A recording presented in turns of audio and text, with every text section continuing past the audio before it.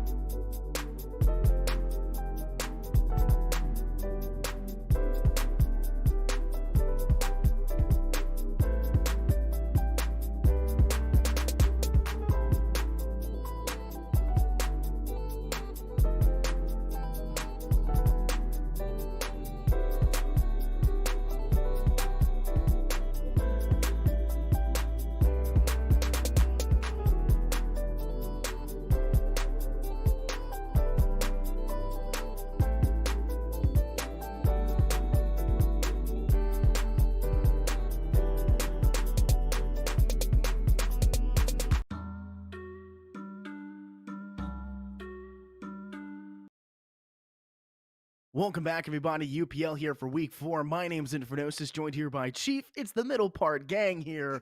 We're trying to show up with some great R6 action. Chief, how you doing tonight?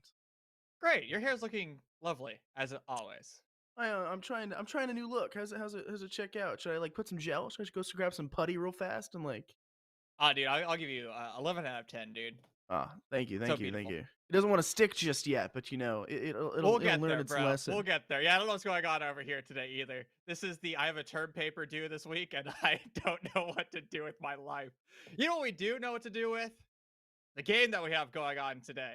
Yesterday, we saw another 3-0 game. That was Cosmic Wolf versus Phantom, and it was a little bit lopsided. Oh, he's doing it right now. My wonderful. We're not talking about this. We need to watch this. Yeah, my wonderful girlfriend heard me say putty and proceeded to walk over and grab my putty out of my bathroom. Incredible. So, yeah, it's all on my hands and not on my my imagine fingers. Being a gamer with one of those, man. Imagine touching grass. Cringe. Cringe. I touched grass once in 2015 and it just worked, Chief. All right, listen. What can I say?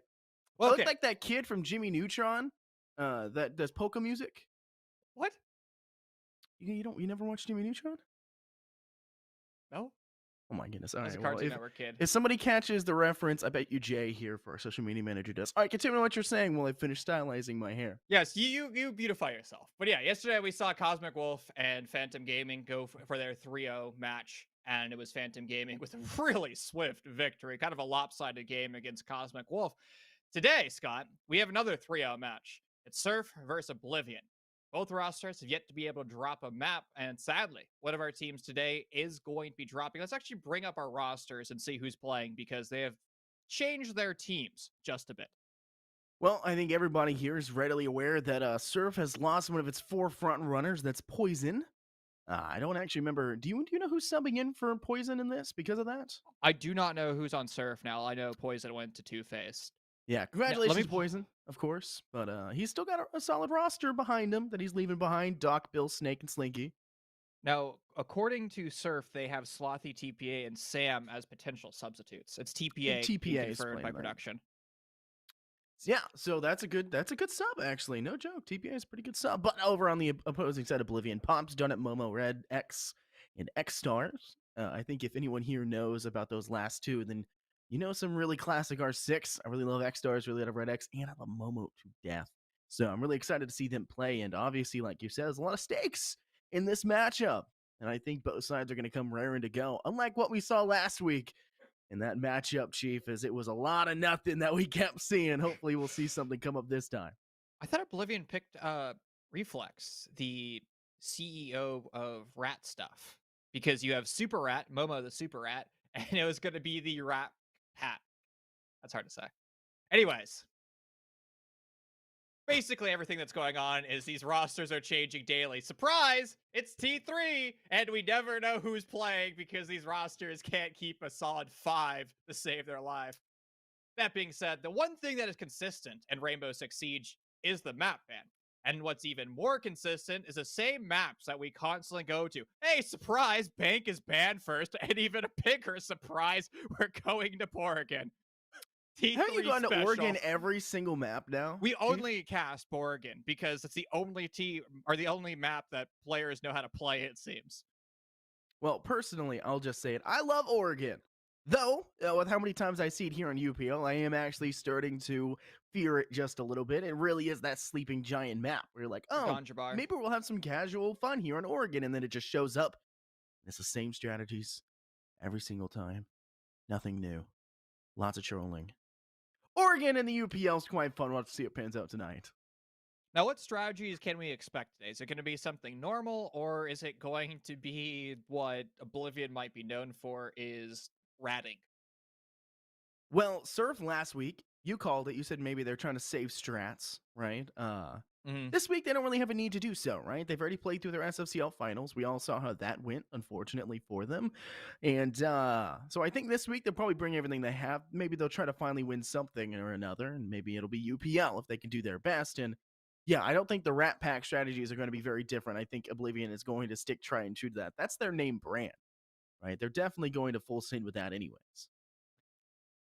I'm just concerned by the amount of roster changes that are taking place because, again, I don't see Reflex actually on the roster. Of course, Poison is left. TPA is filling in. Great players, by the way. All this entire lobby is going to be filled with phenomenal players, but one of the recent trends, Scott, that we've been seeing is teams just maybe not caring as much or having fun or throwing strategy to the wind, doing weird things and creating weird strategies or taking really dumb gunfights. And I don't know if I can survive like we saw last week on Borgen with the Blitz attempted 1v4 and then proceeds to completely miss. I'm talking about you, Clouds. That was painful. Yeah, last week was just painful, right? I mean, there really is nothing to say about it. It was fairly interesting. It was not expected that Surf was going to drop any rounds in that, maybe one or two, because they had really only been dropping one or two in every game. But no, down to the wire, extremely close. They pulled out in the end. But this time, this week, it's an actual challenge or one that's expected to be a challenge. So I think they either need to bring their all or face the Rat Wrath. And I think that's something that Oblivion is going to pull out to a team. We've seen how them play. I love XRs in the old Rat Pack. I really love the way they play. As John would call it, it's rat angles and cheeky plays. And I think it's going to be exactly that. So Surf's going to have their money cut out for them. A lot of roam game potential. A lot of not super mainstay operator picks when you're talking about defensively, at least. I mean, they were also the first team, if I remember correctly from my brain here, that I saw bring out the Ayana on a regular pick choice. I don't know. I think it was right when the meta had changed, but they were the first team I saw do it. So I distinctly remember them bringing that one out. But I'm excited to see it. Oregon is a map that you hate with an absolute passion. Yep. I'm starting to hate it a little bit further. Thank you very See, much, the thing UPL, is, and all the it was teams. one of my favorite maps in comp, both with the original iteration and this iteration. But once you cast it 8 million times a year, it just becomes very dull. Now, if we called Oblivion the roster of rats, is it fair to call them Muad'Dib? Wait, we're really making references. I said Ganja bar earlier, and you didn't even hear that. I was so. doing my hair. I think I was a little distracted. I'm sorry. It's a very important thing right now. I had to have somebody come and bring me like putty for my hair and everything, and now I've got to like mainstay it. You know, I need it's a all your plus fault. one to help me out with the hairdo mid broadcast. That's the only positive of a +1, am I right, guys? Yeah. I mean, I guess I just need to touch grass more. I mean, as a race car driver, you're fearful of the grass. So that's my excuse. That's it. That's the excuse. See, as a soccer player, I used to be a soccer player. We're not scared of grass. We just spend too much time on grass, and then that's all we did. So, having jumped back over to the sitting in a chair 24/7 style of living, which is casting all day, now I don't know what grass is. And I blame my color blindness, so it's definitely just my laziness. But ban phase underway. Thatcher, Flores, and Valkyrie being banned out. All standardized bans for the map of Oregon. And I think our last one will probably be something along the lines of a Kaid ban would be strange because it's not a necessity since Maverick is up, but a Mira is probably your typical go-to. Though maybe we see Surf throw in a target ban if they know any of the players in Oblivion and try to take something out, but we'll probably stick to something trying true. I mean, I want to see more Goyo bands. I want to see more Jaeger Wamai bands. I mean, there's a time, Scott, where Oregon had a lot of Wamai bands. That was during Utility Consumption Simulator proper, but Wamai is kind of back to being a terrifying operator. He was even when he had 4 pancakes, but now up to 6. I mean, that's a lot of utility that the attackers have to deal with. Now, to be fair, that utility grows in his back pocket like a fungus, exactly how like Legion Gumine just spontaneously appear in his pocket. My pancakes do the exact same thing. So if you're fast enough as an attacker, you can bypass all 6 pancakes because they just haven't started to exist in Wabai's pancake and then eventually into the pitch of play. With that being said, I'm actually surprised that we're only seeing one of the catcher operators being brought out by Surf on their first defensive stint. Upstairs to dorms, only with a Jaeger. Now, Scott, we see a lot of teams prioritize deployable shield upstairs, and only one is being brought out because an even crazier deviation away from the norm. No smoke or Lord to Trump. Yeah, there's no area denial system set up in play for Surf right now. They've brought in the gumball machine, hoping that Thunderbird can be a little bit of extra assistance to keep the players alive. Maybe they're saying, hey, Oblivion can't shoot straight, so they'll get some damage off, but they won't hit the headshot for that one-shot kill. Or maybe they'll hit each other and they'll be required to go to the gumball machine and wait their turn for it to go ahead and shoot them out. But they've placed in the back room of kids and they're giving themselves the option to step back there where necessary, which is a great look if they do drop down hatch towards attic and go into drop. Gives them an opportunity to stay safe in that back room. It also allows for them to stay safe from big window as there is a little bit of cover there. However, they have not opened up that soft wall in any sort of way connecting over from kids room over towards big window, which means they don't have a great outlook. So as of the current moment, I think what we're seeing right now from Surf is just them being greedy. They're playing comfort guns, guns they enjoy, guns they want to see shoot and go burr. And every single player on that side has amazing weapons that they can work with. And I think that's exactly what we're seeing them really bring it out for. Can we go back to the gumball machines being placed in that circle where all 3 of them are on top of each other? Do you think that is the most efficient way of doing it? Because there's an opportunity cost of stacking all 3. One is you get an instantaneous heal, but if you aren't that low, or if you get overhealed, you're wasting 2 of the gunballs. So it's a give and take, right? When we saw our Vigil Slinky below 50 HP from a team damage, I mean, he's brought back up to full HP instantly because all 3 gumballs. But if you're on normal-ish HP, it's not that effective. So what is your take on it? Do you think that's the optimal strategy to go with? I feel like as long as your team is readily aware that you should only be hitting there when you're below and around 40 to 30 HP, then yeah, it's the optimal strategy. So you're using it and as you a can stim tag pistol, once. basically. It's a stim pistol. That's really what it should be used for. Just kind of like an extra little bit of safety net, a retreating stim pistol that doesn't have a really nice MP vibe in their head, right? So maybe not as strong as some really try to make it out to be, but I'll tell you what, Salty's not given the space and time to actually make it over to go for that stim pistol that's placed in. He'll lose his life. Slinky's the second to do so. Samuel will frank back, but Evan has dropped down attic as well and has given himself not just 1 but 2. And now it's just up to TPA. Last player left standing, but it won't be for much longer. Donut with no donut on the scoreboard finds the kill, rotating over from walk-in closet, finds the last player in master bedroom. Extremely strong round from OB in that round. I mean, Scott, they had what I refer to as pseudo pressure the entire time. They're slow at taking map control, but once they actually have control, they just execute. It starts off with Evan and that Maverick Torch opening up that north attic. As soon as that line of sight and that entry point is made, everybody from OB fills in their spots and they just execute. There was about 90 seconds still in that round, and OB just kind of sent it. And why that's effective was because Surf still had every ounce of utility, and they never got to use it because the attack was so quickly. When you hit with sub 30 seconds left in the round, of course Smoke is going to just yeet all of his toxic gas grenades. But most smokes aren't going to be sending toxic gas grenades down in 90 seconds remaining because they're just not expecting an attack to take place like that. And when we see some of the newer amateur rosters, they are sometimes timid and afraid to take control. But since OB had already taken pretty much the entire map, there's nothing left for them to do other than execute.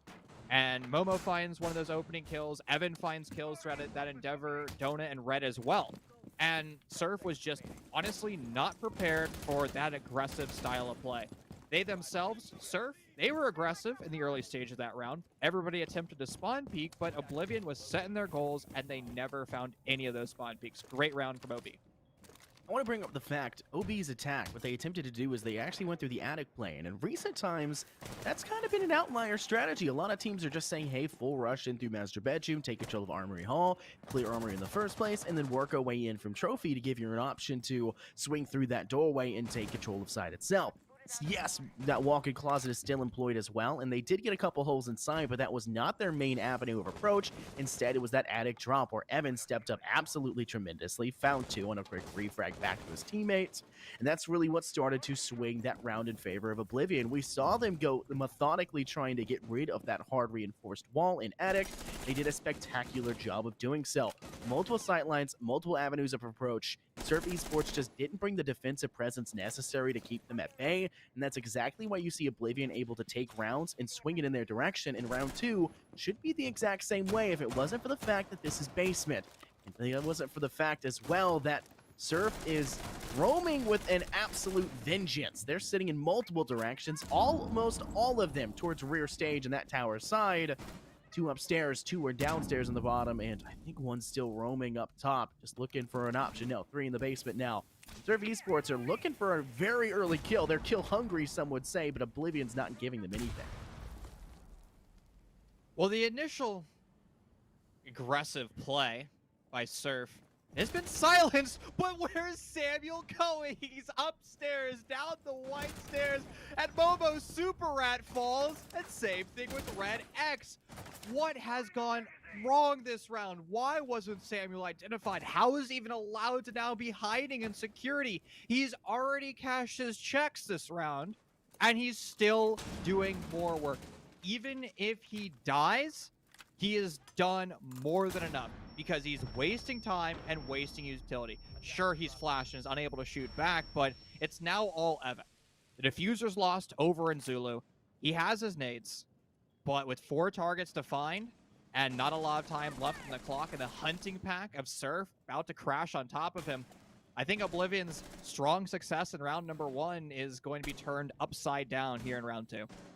Look at the way that Surf have just dived upon Evan here. They're not fully, I guess, pouncing on the neck of their opponent, but there might as well be. 3 players were in meeting hall, another 2 in basement. They had a vice grip in the position. The only way for Evan to really make the escape would be if he had just said, screw this, I'm going to head outdoor of rear stage and just go back outside towards construction. But Evan wanted to tease towards second floor, towards tall tower, decided that wasn't the play, tried to drop down, and the flank was there. The cut angle held by Surf. And that was a fabulous round for them. Surf Esports now finding their first successful round win, now opting to go back to the second floor objective. I think this is the right decision. The tertiary objectives on this map are somewhat iffy. They're a little bit back and forth. We've seen how Oblivion plays this. We see that they like to go for maybe the older strategy of really focusing on attic. If we see them employ that again, then maybe we find success if it does occur. Surf Esports didn't really have a great setup to defend that one, and they lost their players watching drop, which was ultimately their downfall. So in my mind, Oblivion in this round have a fairly strong advantage, but at the same time, Surf have actually brought out the magnets. They've also had a little bit of extra assistance still with those Thunderbird gumball machines, and they've actually brought a smoke to maybe slow the assault that Oblivion keep wanting to bring to the table.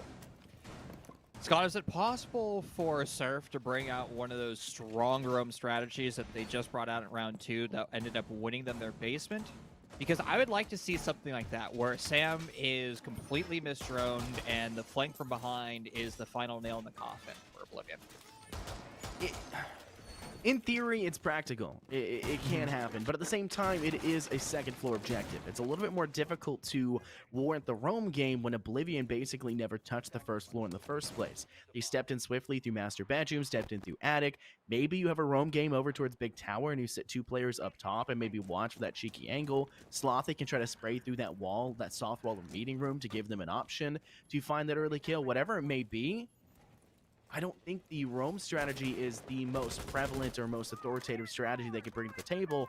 It's probably just do what they did last time with some just minor changes and better, I guess, decisive judgments, better individual, okay, Doc, better individual play styles. But Oblivion, I think now there actually are wanting to clear out the first floor because we do see Surf with some sort of extension. I just don't know how practical it's going to end up being if Oblivion never touched that actual first floor. There's only 1 Nitro cell on the side of Surf to work with. A bit impractical, but it doesn't seem to stop Slinky, who just swings towards Momo on that hard wall and finds the kill.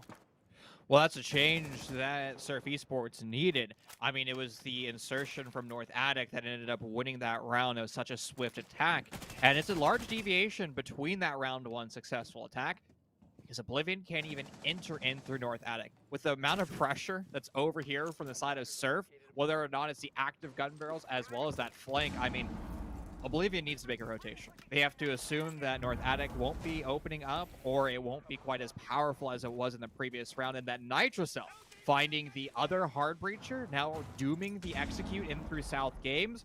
It is all hands on deck, and it's a full deviation of your strat.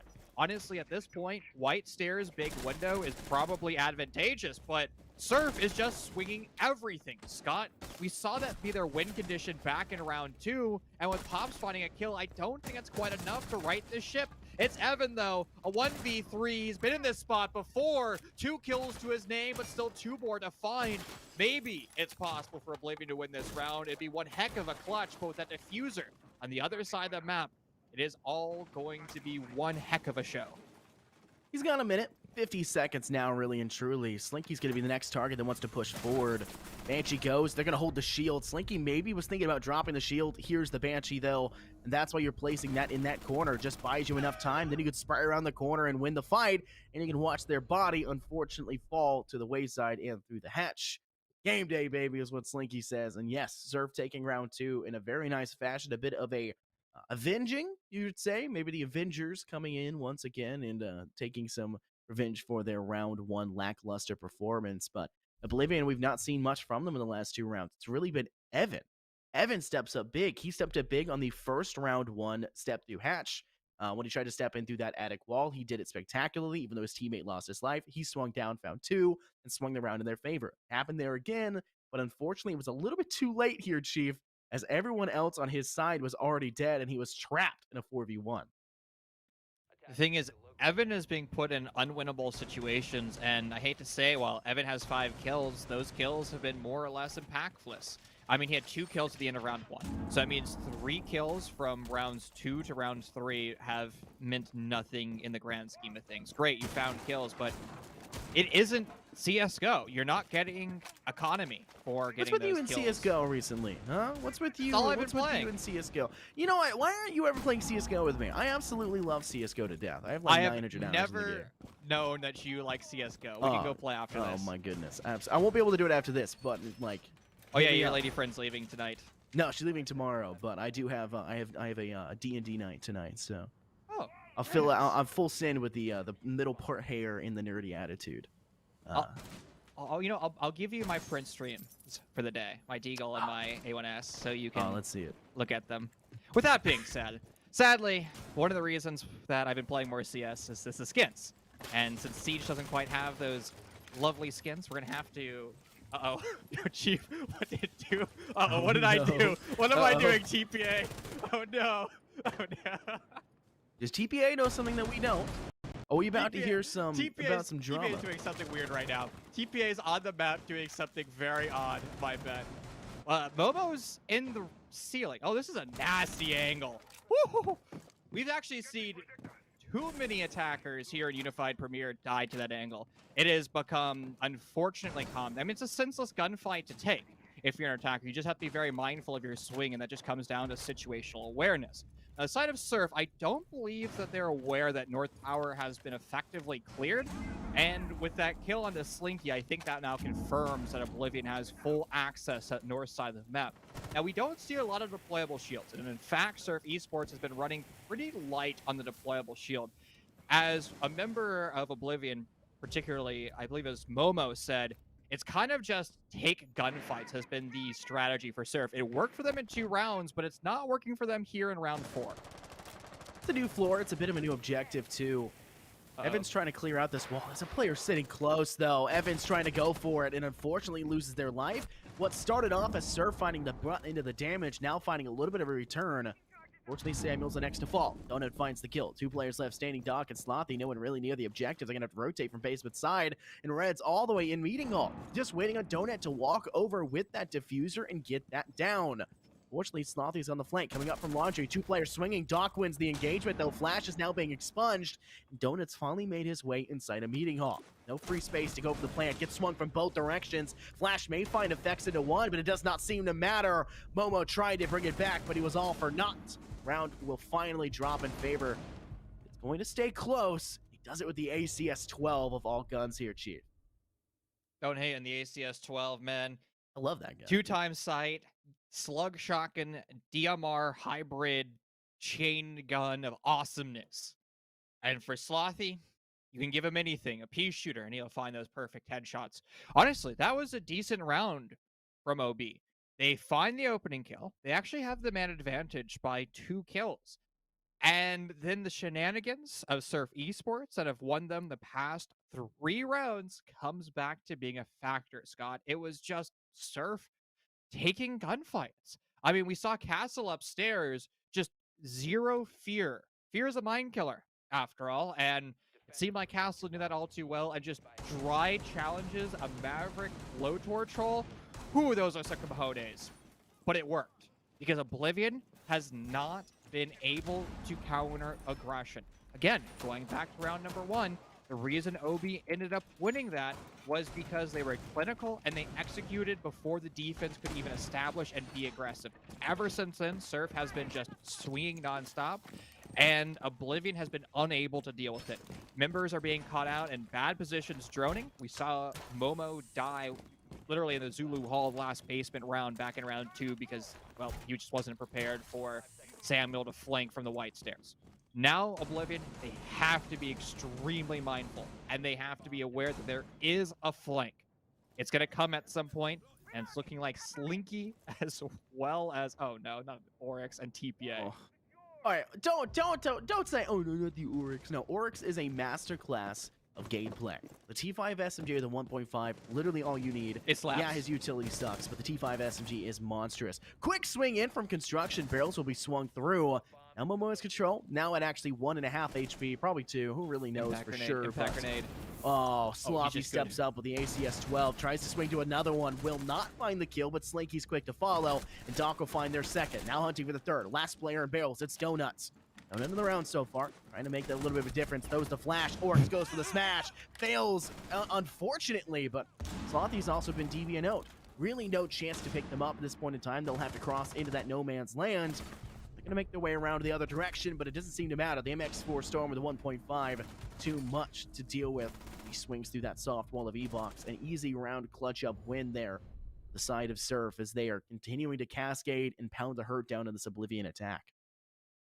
The thing is, Scott, I actually like what Oblivion did, and particularly Momo. Now, that sounds odd because I never condone rushes, but again, Oblivion, their only round win, they were clinical, and they knew exactly what they wanted, and they went for control quickly. It almost works out. Honestly, if Oblivion didn't end up getting spawn peaked, it may have been a different round. But unfortunately, Oblivion, the man disadvantage, is relying far too much on Momo. Momo finds a kill, to their credit, but nothing after that. They end up falling, and the entire round from OB is lost because the attackers are still in J bunker. They're still in the barrels, and they've completely stalled. They've lost all momentum. They either need to go back to the drawing board or continue to peak. They elect for the continue to peak option, and it was just purely in vain. Congrats to Donut found kills, but once again, Donut found themselves in the Evan dilemma, getting impactless kills. And that's the thing with Oblivion. Some players are clicking heads, even Momo, on primary entry, but those kills have not been able to translate to a win other than in round 1. Do you think maybe a lot of that's attributed to the fact of how Surf is playing right now, being very aggressive early in the rounds? They're getting themselves away, and their rotations are pretty peak, whether they find a kill or not. They're not just going for the spawn pick to go for it. They're looking for that impact, or at least the information, gaining it, and still keeping their lives in 90% of these engagements and plays. And I think that's the biggest difference maker, but I think something's got to change here for Oblivion. When the defense comes around, Surfer won't have that option anymore, and they won't be able to rely on that crutch, so to say, to keep them alive and win these rounds. So maybe we look towards a different strategy of attack for them. Maybe they just go unbridled aggression like Oblivion has attempted to do. Whatever it is, Oblivion has to escape through this half first. We've got 1 round left to play out, and they are horrendously behind now. 4-1, 3 rounds difference. It could turn into a 4. It gets even worse if Surf take this one and go 5-1. To echo what you're saying, I just don't think Oblivion knows how to deal with this uber level of aggression. And Surf has been a tame roster, and that probably has to do with Poison, but since Poison has departed for Two-Faced, I think Surf has been allowed to be let off the leash and allow those players to play less structured at a team like OB, who also has some incredible fraggers on their roster. I mean, it's really just a battle of who can click the most heads, and it's always going to be biased just slightly towards the defense. Now, OB does have some map control, and in fact, Samuel was unaware of the map control that OB had. A great kill for Momo, and once again, the only round that OB has been able to win was Dorms, and it started off with a Momo entry, and it seems like history might replicate itself, but there's still more that needs to be done. We need to see OB continue to be clinical, and with nades underneath, Scott, it's an excellent opportunity to leverage that utility. They're leveraging their way with just gun skill right now. And we've seen them do that prior, and it was also their undoing as they failed to find the gun skill later on. Well, they may find one with a swing out. That's Slinky. He'll be immediately DB'ing out. Now effectively 2 players left standing and ready to fight. Donuts dropping in flashes now, hoping to swing towards Trophy side. But it's Doc in that direction. Slinky's been picked up. Slothy now out for the count. Momo steps up big to take out Doc. It's just Slinky with 1 HP remaining. He's trapped over here by that unfortunate side of bunk bed. Flash is being tossed. Momo just says, that's my teammates, no worry. And Slinky will now be sleeping behind the bunk bed, not in it. Mighty uncomfortable position, but a comfortable half of them nonetheless. They're 2 rounds up. They've got themselves an advantage heading into the attacking half, and we know how Surf likes to play the attack. It can be a quick, swift rush, but we've seen them play extremely methodical, extremely well-oriented and calculated. That's also when we knew Poison was there calling a lot of shots and giving themselves the advantage. The real question is, how is Surf going to fare now that they've lost Poison and are trying to attack a team of Oblivion, which is arguably, from what we know in past history, more rat than what Surf was bringing to the table this half? I guess we found out that there are monsters under the bed. It's Momo's Super Rat being the main monster. Again, when Oblivion is focused on a task, they are able to execute well. With that being said, Oblivion has to now refocus their mindset to a completely different thought process. It is going to be them starting their defending stunt. And are we going to expect some crazy roam strategy? Honestly, I wouldn't put it past OB at all. Now, they're showing a very structured lineup. In fact, the deployable shields that I was asking for on the side of Surf, but they never granted me, well, Oblivion is going to go threefold. Goyo shield for 2 explosive shields and a traditional shield from Smoke. So lots of utility, plus when you couple that with my pancakes and Jaeger ADSs, it's a huge objective for Surf Esports to complete. You have to use utility very efficiently. And unfortunately, Scott, I don't see the utility to burn ADS with my pancakes. Only 1 set of flashbangs, a set of smoke grenades, and plenty of flat place breaching charges. 2 sets for a total of 6, not 9, due to the overlay bug. I mean, you're going to have to hope the TPA is able to get his drone into the bomb site to deal with those Goyo shields, because if not, it's going to be Surf pushing fixed positions that they won't be able to deal with. Surf is a well-calculated team, and from what we're seeing right now, they're going to be able to gather the information necessary to swing forward. And they've already made their entrance over to Master Bedroom in due time. 30 seconds in, full control, can now start breaching that walk-in closet side. And Oblivion's not really contesting them in any way. Now they have control of Trophy. This is a very weird situation for Oblivion, as they've just completely vice-gripped over towards Kids' Room and have given up the most of Bunk in the first place, but one player behind the actual bunk bed itself, Samuel's looking to maybe jump in that direction, does have the lifeline utility to drop some concussive blast, but Pops is also there. Evan with a quick swing, player behind bunk bed, a little bit more effective than Big Window. Samuel's out for the count. Surf still have 4 players left standing they can use to contend against the rest of what Oblivion are bringing to the table. Slothy up top, looking towards that games room window. Hardwall finally being breached over towards walk-in closet, but it's actually going to get taken out once again as that's reset. It was not effective enough of a clear for them to gain any sort of entry. Surf's quick entry into the building, their quick assault towards Trophy and that hunting side have now been just set back, completely and inevitably denied, as that Hardwall was just being absolutely brutalized by those Electro Claws. Droning is quite the bane of Surf. I mean, they've just been unable to find any information stream. And the thing is, they're replicating almost the identical attack that Oblivion was doing, except through North Annex, since they don't have access to Maverick. But both teams have prioritized very fast takes, but on the side of Surf, once they have control of Trophy, it hasn't translated anything, because they're stalling out due to the amount of utility that the defense has. You can hear what my Pancakes and Jaeger ADS is constantly grabbing projectiles, because Surf has yet to deal with them. They're just wasting precious utility. Now, they have the man disadvantage. They've lost 2 of their attackers far too early on in senseless gunfights. But with that being said, TPA is going for the plan, and OB is none the wiser. They have no idea their bomb site has been compromised. Toxic Babe fails to actually find effect.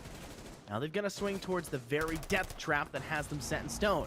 Linky's the first to find impact. Bearing 9 goes through. Now Doc's going to have to swing because Momo's on the defusal. 2 seconds left. Has to go for it. Fails to find the kill, and there's no time left to swing. Oblivion find a defusal round win. Their own hubris flew too close to the sun, and Icarus's wings will burn. Surf failing to give themselves enough of a clear sight line towards that objective plant. Really and truly, that was the only place that was given to them to go for the plant. If they wanted to plant to an option to actually be visible from that side of that master bedroom doorway, they would have had to planted more in the center of the room, and that was held quite handily by Oblivion's side. 1 player through bunk, 2 players in the kid's room, the other player toward that attic side. They didn't have the safety to do so, and so they didn't have the outlook to go for it, and they decided not to risk it. The Toxic Babes were tossed, and they were failures, so to say, but it doesn't seem to be a huge factor because Oblivion at least cleared out the fact that it wasn't going to be planted in that corner and was not planted in a spot that would be advantageous towards Surf. Then they knew what they needed to do. Start pushing forward, smoke off through trophy door, disallow for them to get a cut angle to watch from the sidelines, and it worked spectacularly for them. They knew what they handled it well. Surf Esports now need to head into this next round here as we jump to the basement, and they need to start thinking twice about what went wrong, and I think the biggest factor for their lack of success and how slow it took for them to get inside was that hard wall. You have lifeline, you have nades, you can go down below in playroom and clear that out and actually just get rid of the Electro Claw, but instead, you don't clear enough, you don't find it. Even when you play a player repelling over with a nade to toss through, I think it was Slothy, right? The Ayana last round who tossed a nade over to try and clear the Electric Claw. It got one, but as a new one was immediately tossed out, and you're already left the position, and then immediately afterwards, you're going to be quick to fall if you're not too wary, so they refuse to step back due to time constraints. They've got to try something new. They've got to be much quicker to disallow for any sort of hard wall denial because Evan has been bringing the Kayit and has been absolutely dominating with it. Now, there are pieces of utility that might be able to break those Cades, and DPA is bringing that out. He just has to actually find it. There it is. Twitch drone identified one of the Cade claws. Now you can open up that E-box hatch. You have a Maverick in play, so Maverick might still be relegated to that one spot, but at least he doesn't have to take out damage. Now, Momo was one of the roamers that was never drone. With the 4 yellow ping out, it seems like Surf has some idea. Momo, that was not the play. That was the worst of the options you could have elected for. And the roamers now for OB have been dealt with senselessly because there was just no point for Momo to take that gunfight. With that being said, Surf has made some changes to their lineup. We're now seeing more emphasis on utility, finally another set of flashbangs have been brought out. 2 sets of flashbangs, which means a total of 6. Again, I have to count because there are not 9 in play because of the darn bug. Oh, look who's back. Or I should say, what is back on that patch? A K-Claw was replaced, and now Samuel, Silly Sam, is being electrocuted. He feels forced to have to step over in the corner to get that, and yes, it's true to a degree, but Samuel's taking a lot of damage to get this hatch down. Seems like a bit of a miscalculation, maybe a small error. He still has about 90 HP left in working with, so maybe it's not the worst thing in the world, but we'll have to see necessarily it pans out. Maybe it's around 80. I'm not really good at figuring out the math for that, but we'll have to see how it pans out. They do have the player advantage. Surf can continue to look forward and find themselves some opportune moments, but it looks like they're opting to push through E-Box and down that rear stage staircase, leading down into that basement site. They'll have to clear Pillar. They'll have to clear the player sitting probably close to Harry Potter, but first and foremost, towards the construction site, it's Donut holding Blue Bunker. Toxic Babe being tossed, it separates one, but Doc does not care at all. Swings still to that side and now has control over towards Blue. No chance for reinforcement. He plays TPA, steps up with the F2, swings multiple directions as Samuel gains up the long shot, pops last man standing. He's got to face the world. 3 players up, 1 player DBO'd. Is the opportune moment for the revive going through? I think so. Chapter in blue. TPA goes for the plant, trusting his 2 teammates up and standing to fight. They're doing just that. Pops is now at 30 HP. He's going to be swung quite emphatically with the Bear Ignite. That's Slinky, giving them a round win and bringing Surf ever closer to ending off this map. When we look at a roster that is lower in the standings, like Aura, for example, had an excellent play day yesterday, they struggle because they lack confidence. They don't always have a set goal, and they just kind of execute on the map to execute on the map because that's what Rainbow Six Siege is. Surf, in the round 8 basement attack, they had a goal, and they pushed together as a team, and more importantly, they were absolutely fearless. I mean, every gunfight they took, they made it look easy. They just swung positions. And when you see Donut on smoke forced to use toxic gas grenades so early on just to get cheap damage to one of the attackers over in blue, I mean, what is the purpose of that? Nothing. It's desperation. And that's what OB was in that round. They were desperate to find kills because they just couldn't, because Surf was just directly attacking. Again, Oblivion, when they won round 1, they had the exact same style of play. They just pushed on forward and they pushed before the defenders were even aware. Now Surf is doing the exact same style of play, and it is excellent. Oblivion just needs to be aware that the execute can take place in the first 30 seconds of the round or the last 30 seconds. Surf's done a good job of, I guess, playing the long con in the quick play. We saw them attempt the quick play in round 7. It didn't work out, right? Because the Kaid Electro Claw was too much to deal with. But they also played last round a little slow at the start. But then when they pushed through, it was as swift as you could possibly get. Multiple avenues of approach, multiple angles to push from. And Surf finds impact on almost every single one of them but one. But when you have a secondary player in that one, you'll eventually find that impact, and they did just that. Now Oblivion are going to have to think twice about what they did wrong, what can they do to adjust, how are Surf going to attack this next time around. And to be frank, if they lose another one of their roaming players like Momo did that previous round too early, then it may be another one of those situations where it's all she wrote and Surf just continuously find the dub. But I've been saying that the whole time here, Chief. I've been saying if they just do that again, they'll find the W, but we've seen them bring out just a small variation, which is a necessity in between rounds. And it's been very back and forth, neck and neck for a lot of these situations. So ultimately, maybe there are some questions to be had about what goes forward. But a Gone 6 in the hands of TPA going to be expended to try to go for that reinforced shield indoor. And it unfortunately fails, but a nade will be employed immediately afterwards. Now, Red doesn't really have a great safety net, because he's pretty close over towards Harry Potter, tucked in a corner. Not really given the space just yet. Slothy's watching for the flank denial. I'm just going to step up through Meeting Hall, clearing out everything, and I'm going to allow for Samuel to clear E-Box. But unfortunately, Slinky is going to be cleared out by Pops over inside Laundry Room with a long shot over towards Freezer. And the variation that Surf were attempting to bring to the table with that Freezer push has now been shut down. They still have Doc ready and raring to go as he drops down the laundry stairs instead. Slinky died there? Where? I thought he died Freezer. I did too. He's in Laundry. What? He died in Laundry in the west or southwest corner of Laundry. Huh? The only reason I saw that was because we had this perspective of Doc. that was a dumb play. If I said what Momo did in the previous round was dumb, that was even worse.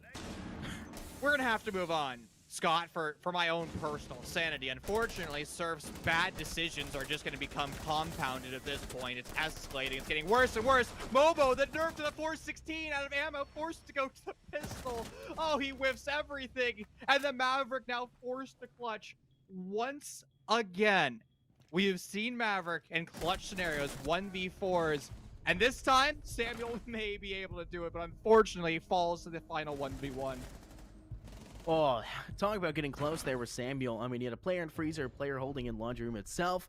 They wanted to go for the double swing, or sorry, side itself. They wanted to go for the double swing to disallowed though, right? Samuel brings it close, but Oblivion are, I guess you could say, close as well. One round away here, Chief, separates these two teams, and now we're going to have to head back to a different objective than the basement side, and it's going to be that cursed second floor that we saw Surf attempt to attack previously.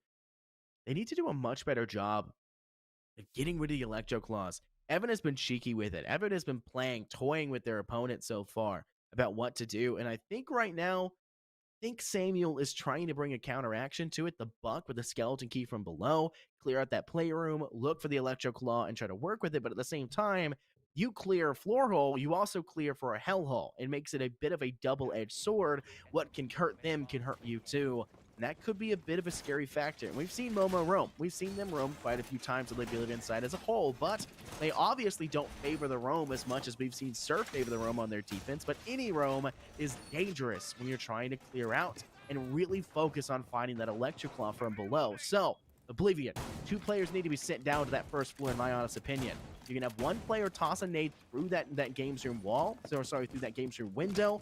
Maybe hope the Electroclaw to be cleared out there, but Evan's been typically holding 1 in the pocket, even 2 right now, and looking to work with it. He can toss 1 right now into the wall, Electroclaw it, and then work with another one that he can still throw after the first is destroyed. It's really dangerous. It does make it harder for you to defend multiple walls, but you really only have to worry about 2 walls here. That's attic wall and this games room wall, so Evan has plenty of Electroclaws to work with when he wants to defend these.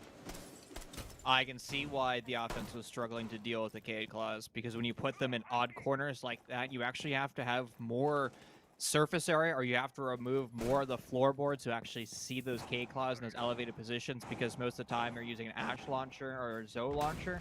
Now, currently not available to either one of the offenders because you brought out the Doc, or the Buck. So it's a give and take, and honestly, the Buck is probably better to deal with those Cade Claws. Plus, when you find the opening kill with TPA, I mean, the roam that we've been talking about all day is not there, because Pop's probably one of the most important defenders, because they have the growing Wamai pancakes. At most, there are 3 Wamai pancakes on the board, and you have resets, a total of 9 flashbangs. You're just going to overwhelm the defense at this point, and OB is being overwhelmed. I mean, you had Evan in the bomb site, but here's now the comeback from OB. The tables may have been turned, just slightly, though. A great round for Surf Esports as they just bulldozer their way to a victory. The table was turned, but unfortunately, it was a circle table. It is a table that you sit next to your couch. No matter where you turn it, it will always essentially be in the same Aren't exact those called standing coffee position. tables? No, coffee tables can be square as well. That's why I was just calling it a circle table. Okay, Chief. Thank you very much. Don't make me get rid of my mid split, my mid part. All right. I don't want to do that to you, but I will. All right. Don't interrupt me. Tables turn, but it's not enough. Surf now at match point. 6-4 scoreline, and Oblivion have to think twice as they head back up to the second floor objective. The first time we saw him defend it, worked spectacularly for him. The second time, not so much. They still put a huge and heavy emphasis, a heavy-handed emphasis towards that games room wall, but instead we saw Surf really push forward through big window and through that white staircase. That was where we saw a huge decisive factor. If you're Surf, that works out now. Now Oblivion has to think twice about which direction to defend. I think they're going to play this one laterally. A player down below in security, as you do see Evan having to clear out those floor holes to give an option. And they're also opting for mute jammers this time around instead of Electroclaws. That shotgun being a little bit more important to them right now than, say, those Electroclaws have been, especially in that last round when they were essentially useless. All right, OB. You're on defense. This is your round to win. You have to win if you want to be the only team flawless in your division. We saw Cosmic Wolf be dethroned yesterday by Phantom, and OB is about to be dethroned by Surf Esports. Now, I think some people were questioning what Surf was capable of with Poison departing to Two-Face, but honestly, Surf is playing very well, and Oblivion is too. They're just making more mistakes. We're seeing members of OB play as individuals. I mean, Momo and Evan are top frags right now, which is excellent. They're finding kills, but sometimes those kills don't translate into a round win. I mean, look at the positioning from Momo. Stuck in top small tower. If he dies or if he's droned out, Momo is dead. Momo now has to take this gunfight. Momo has to be super aggro, and Slothy has just thrown it.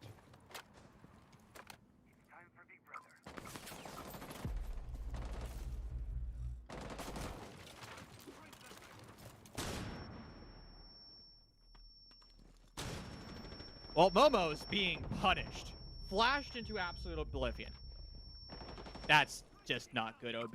I mean, they're just getting stomped. Again, your positioning, Momo, is just not what it should be. He's going to die in that spot 100% of the time. Donut and Red, the last players of Oblivion, forced to find 3. Some of those defenders were able to hold their keep, but not quite to the desired effect. You have some utility, 2 sets of smoke toxic gas grenades, as well as a nitro cell. It's a far miss from that nitro, though. You're going to have to now rely on those deployable shields. Those are the fixed positions during that round, but as a Buck Skeleton Key constantly is removing the pressure underneath, that's going to make those positions harder to hold. The angles work both ways. Donut finds Samuel, and now that vertical pressure has been lost. It's a push in from the bed, but where's that diffuser? It's still down below. It's Red X. All the hopes of Oblivion to keep themselves flawless. He has to find 2 kills, and the hunting pack of Surf is still pushing on forward, all being concluded in the end. A great finish. TPA finds that final kill. It took Surf quite a while, and Oblivion got a lot of rounds off on them. A 7-4 split is pretty darn close for them, but the victor has to be crowned, and the victor is crowned as Surf. My goodness. They played that one spectacularly. TPA in the last round stepping up tremendously, and I do think the Lion plays where you want to be. If you're bringing in Iana, you get the Gon 6, but Lion also has that in the back pocket to work with. Plenty of utility, as well as forcing the defensive players to sit still, sit pretty. And that's where the Buck and anything else that you're bringing to the table when it comes to clearing out floors and nade utility, all of it works in your favor by knowing where they're lying with just a little bit of extra information to add some spice, so to say, onto the bit of that gameplay. But what a great game. Only, unfortunately, not a great finish there for Oblivion. There's just no super ratting going on. Every rat attempt failed. I mean, it was... I hate to say it. I hate to call you out, Mr. Momo Super Rat, but what's the point of roaming small tower? Like, you're going to die there every single time. Slothy makes a bad engagement. That's on him. I mean, there's just never a reality where that roam works. And unfortunately, there were multiple instances where members of OB were just getting too aggro, taking roaming gunfights that they have no business taking.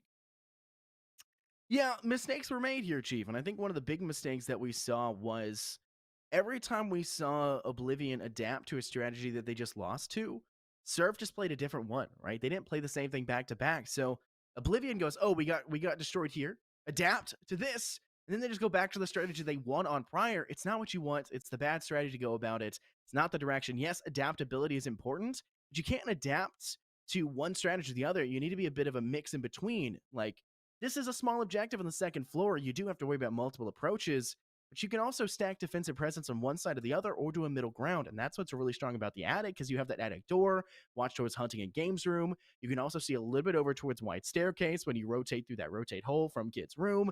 There's multiple avenues of a defensive approach that is available for you, but you didn't really employ those, and it unfortunately bites you in the rear because of it. But speaking of biting in the rear, with the rear end of this cast of this stream, my name is Infernosis, joined here by the wonderful Chief with the Middle Part Gang, and we will see you guys in the next one when we start up with some more R6 UPL action tomorrow.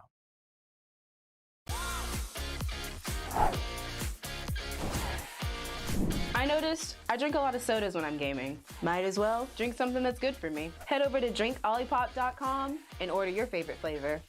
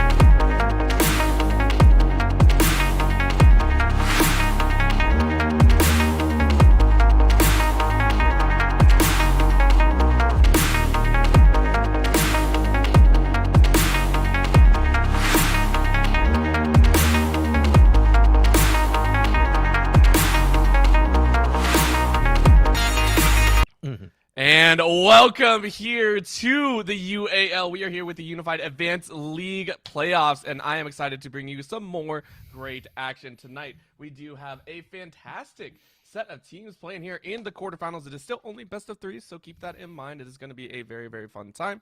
But, of course, we do have Bethany Esports Black facing off, of course, against the LCK Superteam, which I think is a fantastic name. Of course, my name is Orbital. With me is Random Minion Caster, and I think this is going to be an amazing series. Orbital, you said this is the UAA quarterfinals, but isn't this Worlds? I mean, LCK Super Team versus an NA squad? That's all I'm seeing right now. Bethany represents an NA here versus the LCK. And both these teams, we haven't seen them in a hot minute here. It's been quite a few weeks since we last saw Bethany, and we've never actually gotten to see the LCK Super Team on stream here. So I am excited that we finally do get to see them.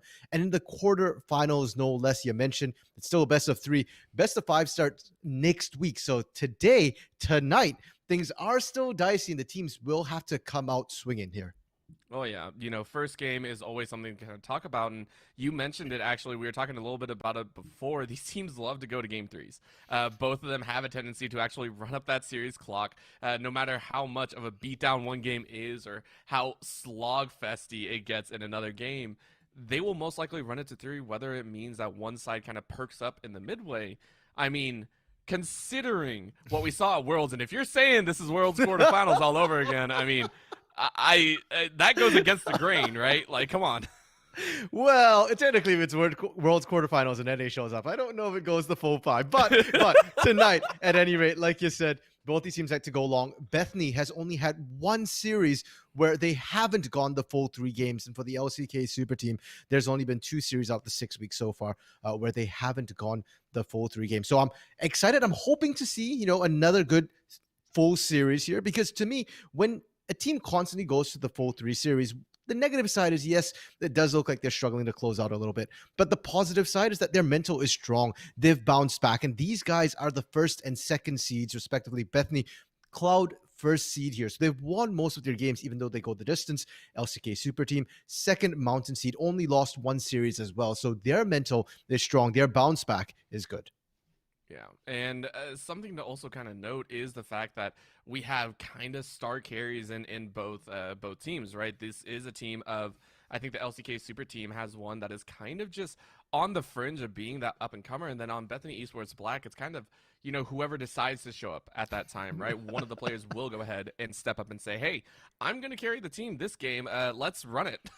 Yeah, and I mean, that Bethany, it's hard to point at one particular player because they all seem to take turns carrying the game here. I will, however, with Bethany, always look at their bot lane. Bodast and Hollywood here have shown themselves to be one of the stronger bot lanes in the league so far. Very resilient, often winning out the early game and then carrying that into the later team fights. But the LCK Super Team, they now have a much more lopsided lineup in a way. They almost always carry through their jungle mid duo, Doubtful and Klexo here. From what I've been told, they are very, very young players, still in high school, so long career ahead of them. And already right away, they've been popping off very strong mechanical players. And it's not as if they always pick champions that win the lane. Klexo's been playing a lot of Twisted Fate for one. So not only does he win on the Twisted Fate, but then he gets all his other lanes ahead while maintaining his own lane pressure as well. Yep, and as we get into this champion select, we're going to go ahead and take a look at what they deem as that necessary ban out. And of course, the first hover is Viego. I think Viego, for certain teams, for their respective teams, if it's been practiced, it's one that you do have to ban away. Give a lot of respect over towards. So Bethany Esports going ahead taking that one out. For LCK Super Team, they're going to have a couple choices, right? Hanjay in the top lane. Harry has been kind of hit or miss, but when he hits, it is hard. And then, of course, Bodas on the bottom side, right? Might not want to give him one of those star ADCs. Yeah, and with Harry's champion pool as well, things get a little bit dicey. He's been known to pull out things like the Kindred, the Gwen into the mid lane here. In fact, Harry was originally listed as their top laner at the start of season. So with that champ pool, it makes sense to pinch it. The Graves and Yone ban, and the Graves ban from the LCK Superstar team is a bit surprising to me because Doubtful does play that Graves as well quite a bit. He's played Lee Sin, Viego, Graves, Xin Zhao are his most played champions here. And if you kind of pinch all 4, then I'm curious to see what else Doubtful is going to pull out of his pocket here. Yeah, this is getting a little bit rude here. Right? That's the best way I can put it. So double jungle bans into Swidler, and then what feels like a jungle mid setup on the side of Bethany Esports. They go ahead and ban out the Lee Sin and say this is going to be their chance. This is where they're going to focus. So both junglers going, all right, we're digging deep into the champ pool.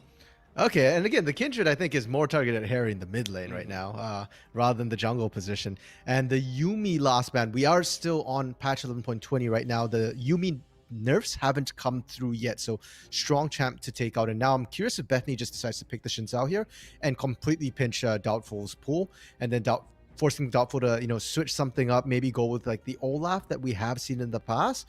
Irelia hover here. It is a contested pick between both these mid laners. And I mean, picking up early, it feels kind of good if you are confident on that champion. However, LCK Superteam, they have their chance. Are they going to counterpick that Aurelia, or are they going to go for something maybe in a different lane, right? Maybe pick up that jungle, say that's what you want? No. They're going to hover a high priority ADC, the Misfortune, well known as a dominant ADC in that bottom side. Match with any support, you're going to be good. So, we'll see what they do. They go ahead, lock it in. Okay, and this is interesting as well from the LCK Superteam, because usually MF comes out in game 3 for them. It is one of their comfort picks here. They'd like to pair it with things like the Amumu or Leona. Those are the two most played supports here for Soli. So love to see it. And there we go. There's that Xin Zhao I was talking about. They don't want to get Doubtful pinched out because we already said Doubtful and Kleck. So that's the duo to watch for the LCK Superteam. Yeah, it's the old tried and true mid jungle battery that just kind of steamrolls a game after some time. So don't want to let that one go through. Swidler, of course, going to kind of question what he wants to play. Into a Xin Zhao, it can be a little bit difficult, especially with rotation power, but if you don't even want to fight a Xin Zhao, you go ahead and go for the gank-heavy champion. That J4 will be locked in, will hopefully be making an impact in whatever lane he chooses. Yeah, and there's ways to play around this J4.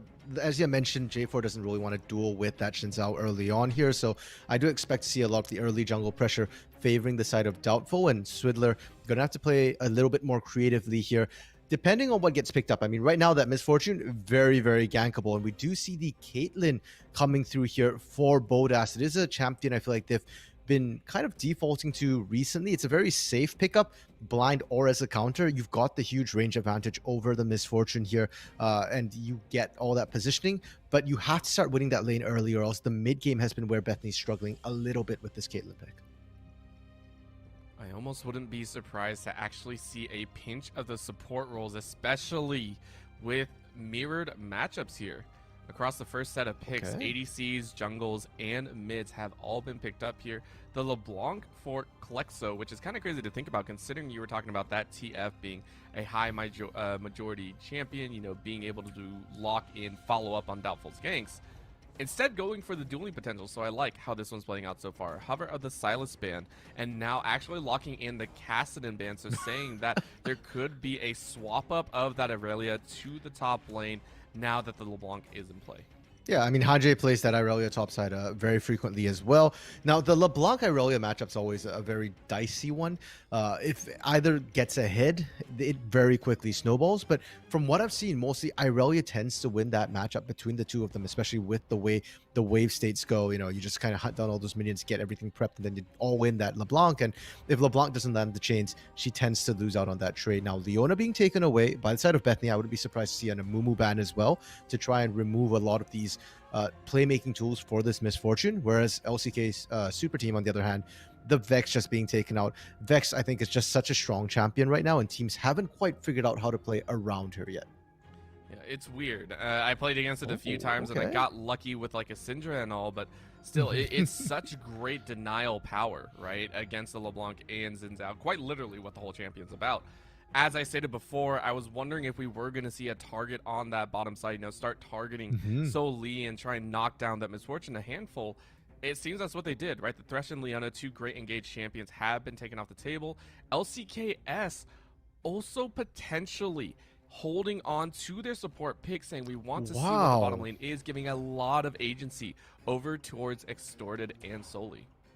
Okay, this is interesting. I mean, I like the Camille pickup. I think Camille is one of those few champions which are fairly blindable. Yes, she has some bad matchups. I mean, most notably being that Jax counter pick to come through. But if you pick that Jax for Bethany right now, you're all in on physical damage. You don't have a magic damage source. So I like what we're seeing here with that Camille pickup. Galio and Lux here. And I actually think this might be Lux mid, Galio support. I think that would be a good combo to try and deal with whatever engage support LCK super team pickup here. Yeah, I think you hit it right on the head, right? That is the Nautilus locked in to round things out. A great engage composition coming out of the LCK super team. On the flip side, decent denial and great re-engage is the way that they're playing here. I mean, you mess up a single engage and all of a sudden you have a Vanguard's Edge, a heroic entrance coming in, and then the Cataclysm to follow. Like, so much can be dogpiled on. These teams feel like they have very, very distinct compositional advantages. Yeah, and I'm just curious to see how Bethany decides to roll this out. We're seeing Galio mid right now, being sort of the hover here against the LeBlanc. I do think that's a better lane matchup for the Galio in a way, but I've never really favored Galio as a counter to LeBlanc. I think you do great into LeBlanc in lane, but you really don't match his skirmishing power.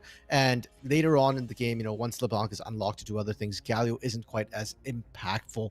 Lux, on the other hand, very squishy, but as long as you space properly, it is very difficult for LeBlanc to kind of reach you. But in the bot lane now, my problem with running Lux Caitlyn is, yes, you've got amazing poke, but neither of you can afford to get hit by that dredge line. If dredge line hits, either of you are squishy, both of you go down against a Misfortune Nautilus combos. Now, bot lane becomes very highly volatile, very, very squishy. And if I'm the side of Bethany, I want to see attention being sent to that bot lane there. Send the J4 down, because that Misfortune and Nautilus are going to either have to overextend to try and get pressure in the lane, or else they'll just get poked out by the Caitlyn Lux. Yeah, and that actually kind of worries me. I think you know it best, RMC. You've cast with me so many times, and I always have kind of that feeling about P5, right? P5, whenever you lock in that champion, it cannot be a throwaway pick. There's a reason that you're on red side. There's a reason you pick that up. And you just talked about how Nautilus can get shut down. If this P5 Nautilus is to work, what needs to happen for LCK Super Team? You put all your eggs in. You even blind pick, if you will, the Camille top just to get this Nautilus. What do you need to do to have that impact for your team to really make that P5 work? So it's actually a little bit difficult for this Nautilus here, because this bot lane of Nautilus Misfortune can't even look for jungle ganks in the early game here. Your early game revolves solely around, well, whether solely can land his hooks or not. Even if Xin Zhao comes down, even if Doubtful is looking for ganks with this Xin Zhao here against the Lux and Caitlyn, there's just so much range on them with the 90 caliber net, with the traps, with the binding as well. If any of that hits, the gank is off and they can just disengage. And in the first place, they're already going to have range here. So really just comes down to this bot lane of Solely and Extorted. Can you hold your own?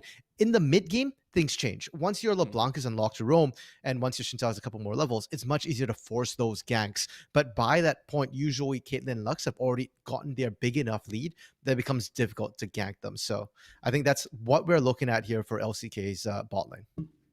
All right, well, those final thoughts moving into this game number one will set the tone for this game, the first game of a best of three, potentially to all three games, and crazily enough, feels like it will go to that game three considering how they play. But let's go ahead and run down the players that we'll have in this series here today. Bethany Esports Black will be running Hanjay in the top lane, name change in the jungle, I love that so much. Rain in the mid lane, Bodas at ADC, and Hollywood at support. And just to clarify, name change is Swiddler there, and Rain is Harry. They just decided to name change. Thankfully, LCK Super Team on the other side have kept their names. It is No Flame Top Brain in the top lane there, Doubtful in the jungle, Klexo in the mid lane, and Extorted and Solely as that bot lane duo. Yeah, I love name changes, kind of, you know, kind of. They love to mess with us every so often. The amount of times that we've had players try and mess with us with names has been an excessive amount as of late, I feel. Well, I mean, Bethany already said name change for wins, right? That's what they're trying to do. So, you know, they name change 2 people. They're hoping for 2 wins. It's quick 2-0. That's what they're looking for in quarterfinals. Interestingly enough, though, LCK Super Team going with a bit of a later invade here, and they're not spotted out whatsoever. In fact, Bodas and Hollywood might put themselves in a bad position here by being there early. This could actually be a huge win for LCKS, depending on how they try and utilize the Xin Zhao, right? There are some times that we do see the level 2 gank come out, which is prevalent, I want to say, in solo queue or in 5s, if you will. Top lane, of course, we're going to see Hanjay, going to be trying to dash around and get a couple stacks off and then trade back. So, you know, priorities are lying every which way for both these squads. Yeah, and if we're talking about the top lane, I do want to draw attention to the keystones that they're running here. Conqueror for Hanjay, whereas we're seeing the Grasp of the Undying here for NoFlame. So NoFlame looking for short trades, not extended fights, but Hanjay's doing a great job of just sitting on top of him, dragging out these fights and trying to get the advantages. They do have to be careful though. Ignite for that Camille might make the difference.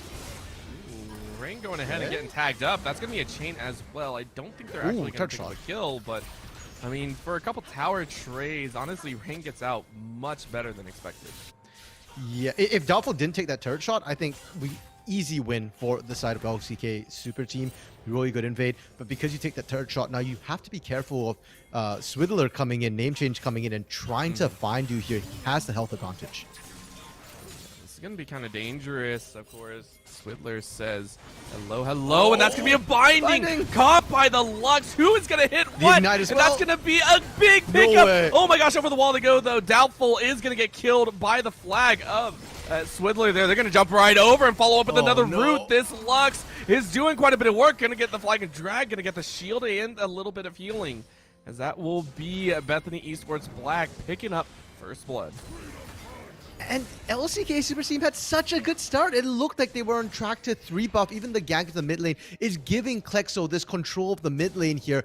But the extra turret shot we were talking about, unfortunate, really unfortunate for Doubtful. Now, Doubtful is going topside, will still be able to keep even with Swidler here. The only thing they really lost was that first blood, and if anything, depending on his timing, he might actually be able to invade and try and take control of that top side of Bethany once again, denying Swidler even further here.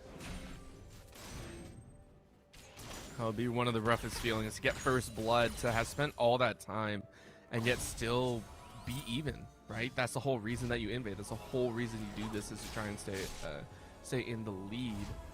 A little bit of tag in the jungle, though, means Bodas has kind of rooted out the fact that they are going to recall. Might be a hard push.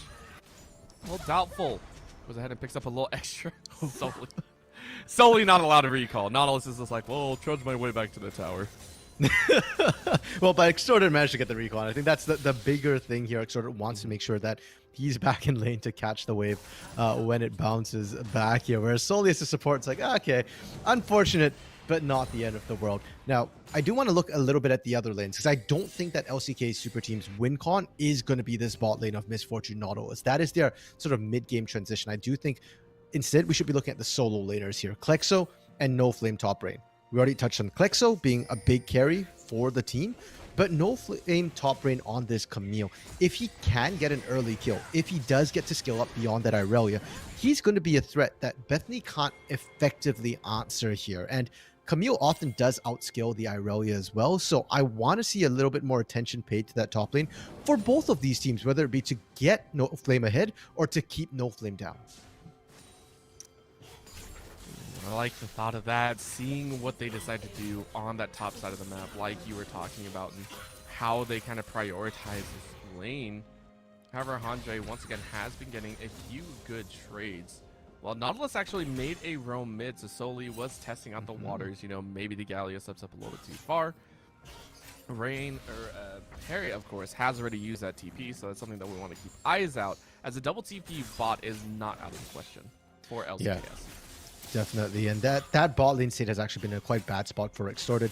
On the recalls, the wave actually didn't bounce back, so solely not being there was largely because there's no point staying there. They're not safe, and they didn't really have the vision to protect themselves. I like the roam thought here, and I like the fact that they're now calling Doubtful down, but they're not sure if the bushes were warded.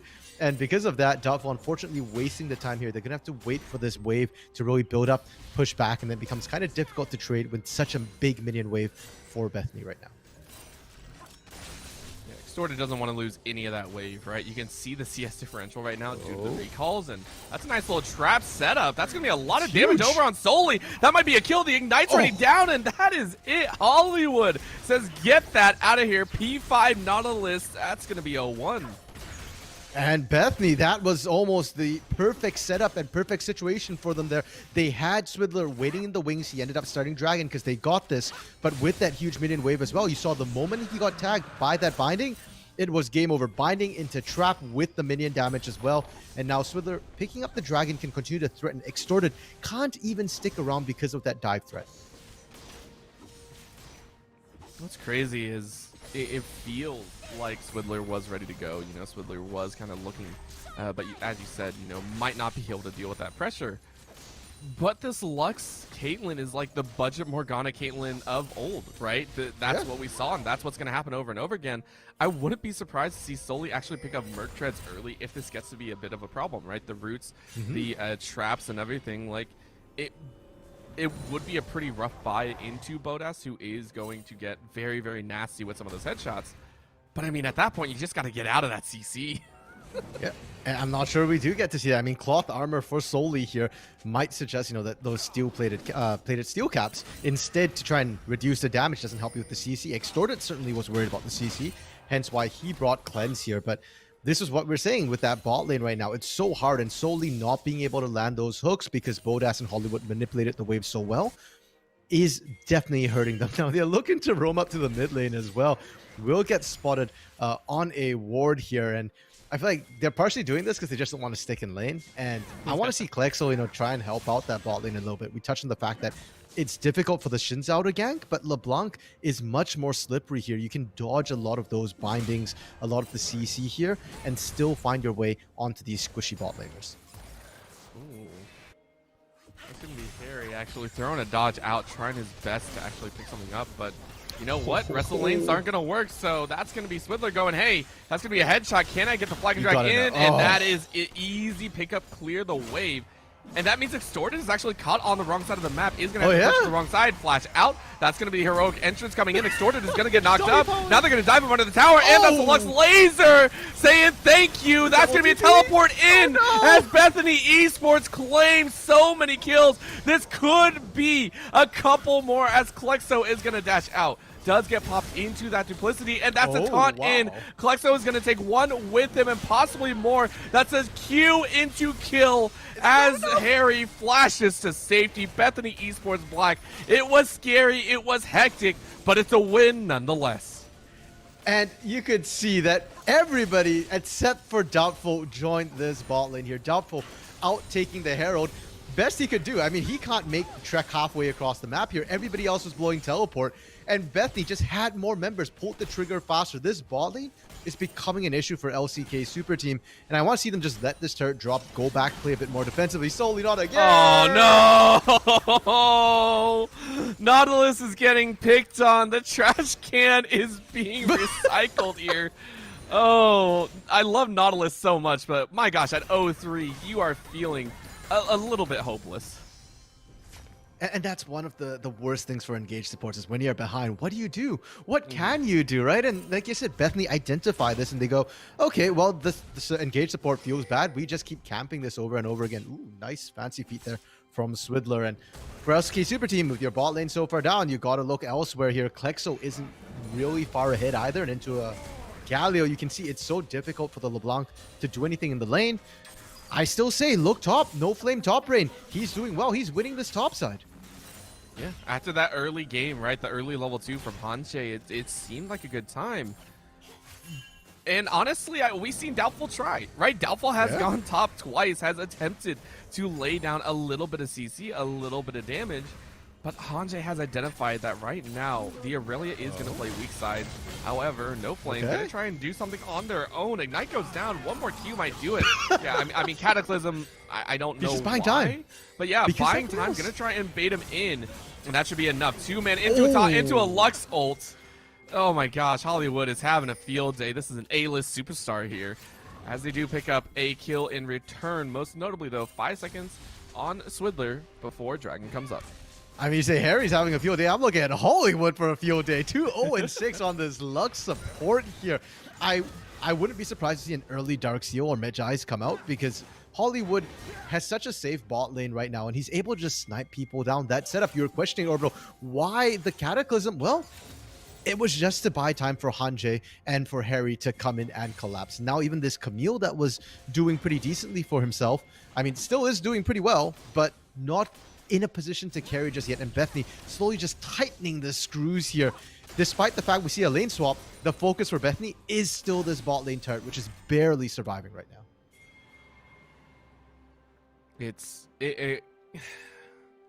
I don't want to say that I'm a little disappointed, but I am in the fact that, you know, the Nautilus last pick, you picked it into a Lux and said, yeah, we can take it.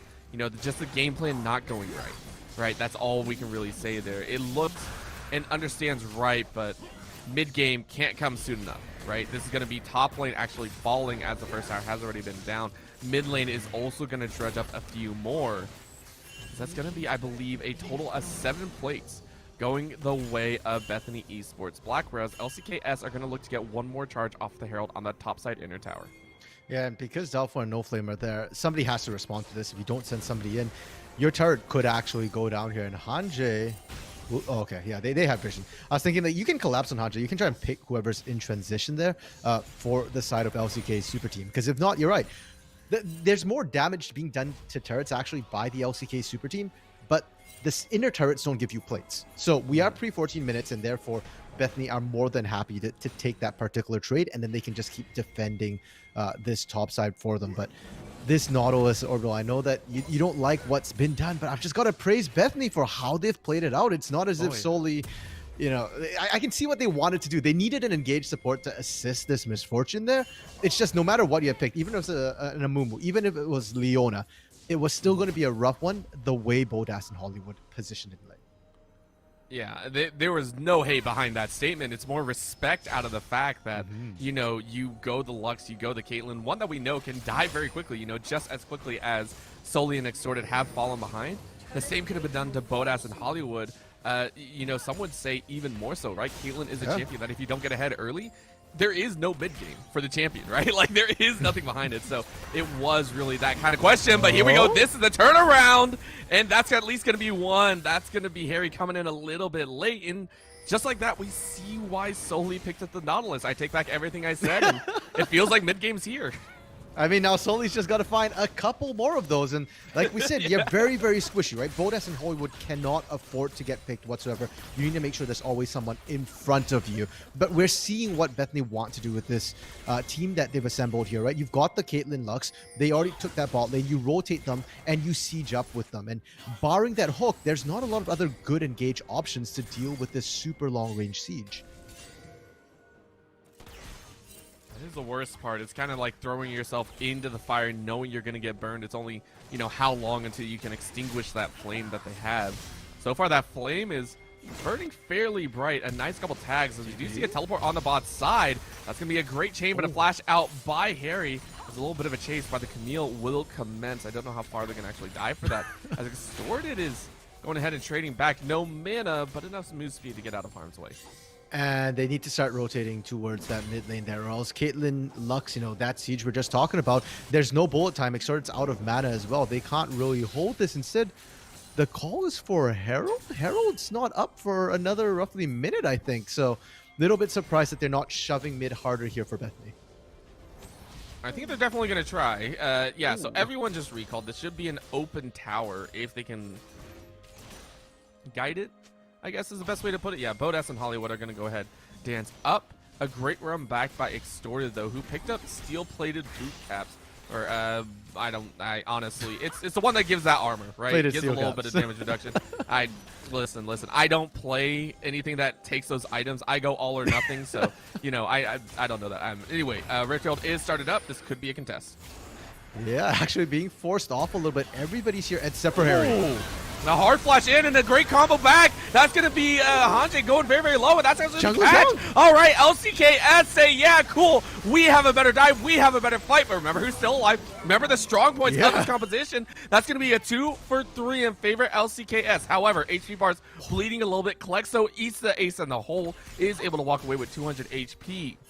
And Hollywood and Bodas live to tell the tale. Incredibly close fight considering how the gold was favoring Bethany, still is favoring Bethany here, even as they take that turn. And Extorted All right, Thanks. Extorted has the Klexo, flash, though? and Klexo actually teleported in. They're going to try and get this great collapse with a nice double binding. Means Klexo might actually go down. They get the poke. They get the win. All right, the extended fight does not go the way of the super team. Another Lux ulti. The sniper can't be stopped. Hollywood picks up his 4th. First of all, I don't think I've seen Hollywood miss a single final spark this game. It's always been tagging, always been killing. I mean, he's 4-1-8, highest KP on his team. But that fight, Orbital, I want to go back to that fight because I think that's LCK Super Team's way of getting back into the game. You can see choke point equals Extorted getting full bullet time.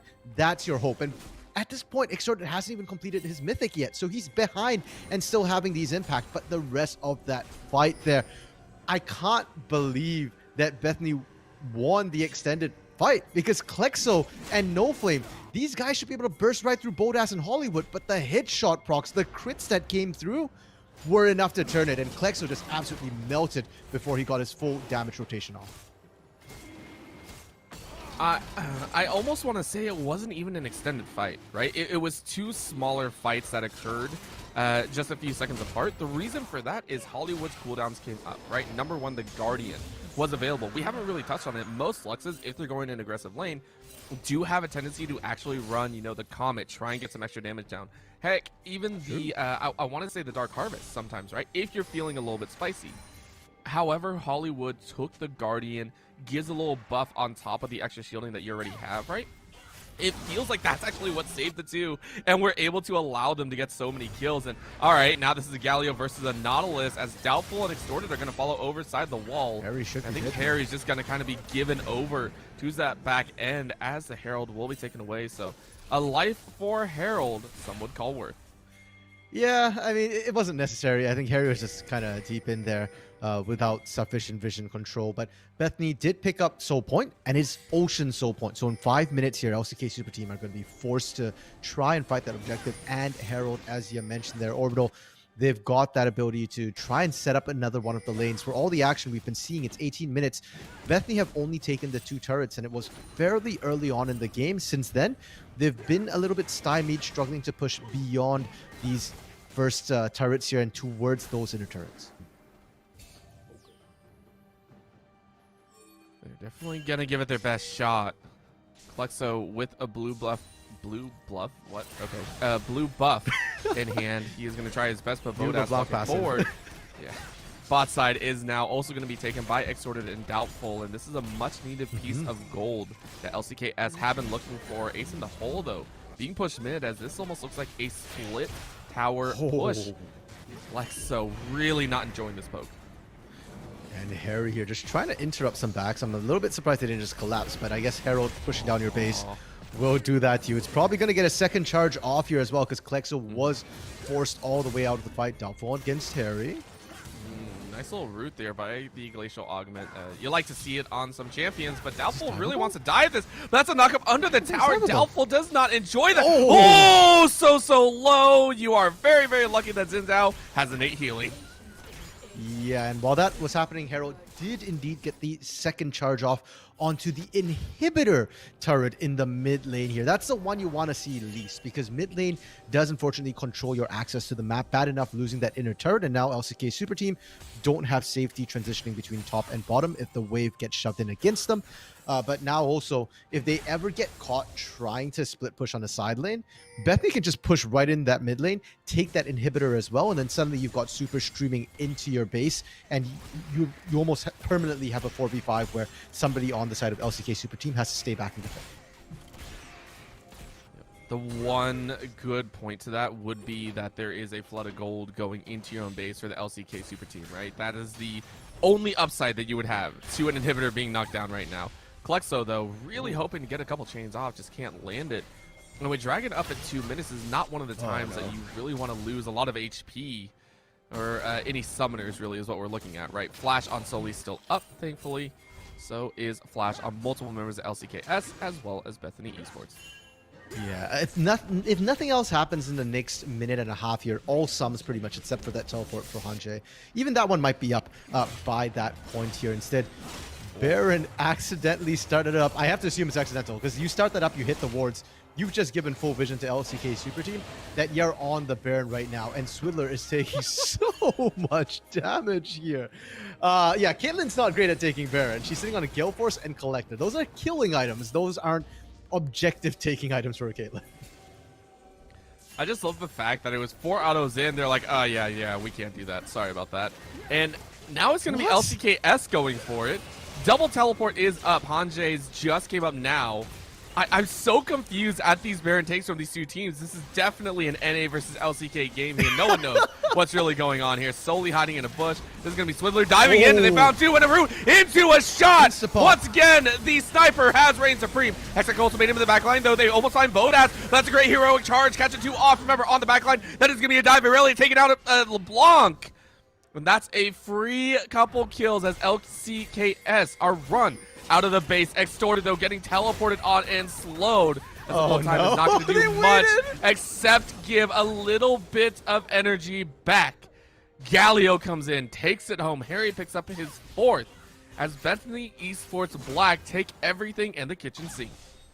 The flex there onto Extorted, waiting for him to cancel the channel on that bullet time there. And the timing, we had just said, if nothing else happens, all the sums will be up for the fight. Well, it was up, and Bethany just, again, it's a question of who's pulling the trigger a little bit faster here. They get the catch onto Soli. We never get to see the combo come through because your initiate's gone, and then everything's blown. You're dead. You can't contest the soul, which I'd argue is more important than Baron at this point in the game. That's permanent healing now for a team that's already quite difficult to take down. Bodas, Hollywood, sure, they're still squishy, but now if you don't kill them immediately, if you're not throwing everything in the kitchen sink at them, they survive, they'll heal back up, and they'll be good for the push, good for the objective sake. You know, everyone always wants an Ocean or an Infernal. Those are like the 2 souls that you always want, right? For me, the 2 dragon souls that I would hate to have on a Fed team is the Mountain and Ocean, right? Mountain because at that point they already have enough armor and magic resist. You're not cutting through it. It feels like you're hitting a brick wall over and over again. This is the same situation with the Ocean. We only see 1 Grievous Wounds item currently, and that's on Cluxo, who honestly at 1, 3, and 4 has not had a phenomenal game, right? You aren't going to expect that champion to really do too much. What you can expect is a little bit of a root with Hollywood, but a dash right back in is going to catch this Hextech ultimatum right in the face. It doesn't matter as No Flame gets put out into a double root once again, and is LCKS not enjoying the pain train that's being run on them. This is Swidler cutting them all off as Doubtful is going to fall. Bodas picks up his 4th as well, and that will be the entirety of Bethany Esports Black turning onto this Baron and securing what could be the final buff before they end. Yeah, we need replays here in the UAL, or because I don't know if you saw how that fight started there. The fake out binding, but Extorted? All right. Hanjay says, this is my time. I only have 1 kill. I want a few more. No, Hollywood. Hollywood says, nah, you don't get any glory right now. It's a Hollywood show. 5-1 in 13, tying Swidler currently for the highest kills of the team. Yo, come on, Hollywood. Where's my Medjais, man? Yes, you feed your kills to your carries. And Hollywood, we said it earlier, had the highest KP on his team. Continues to maintain that here. And I really would like to see, if you had a Medjais at this point, it'd probably be pretty close to fully stacked. But I want to go back how that all started. Because again, it was on Hollywood. Let's not forget that No Flame got burst down immediately because No Flame, Doubtful, they were poking out. It looks like they're looking for Doubtful, and then suddenly out of nowhere, the binding goes top side instead of right side towards Doubtful, catches out No Flame. I don't think No Flame was expecting it, and that's the catch that Bethany needs. Soli.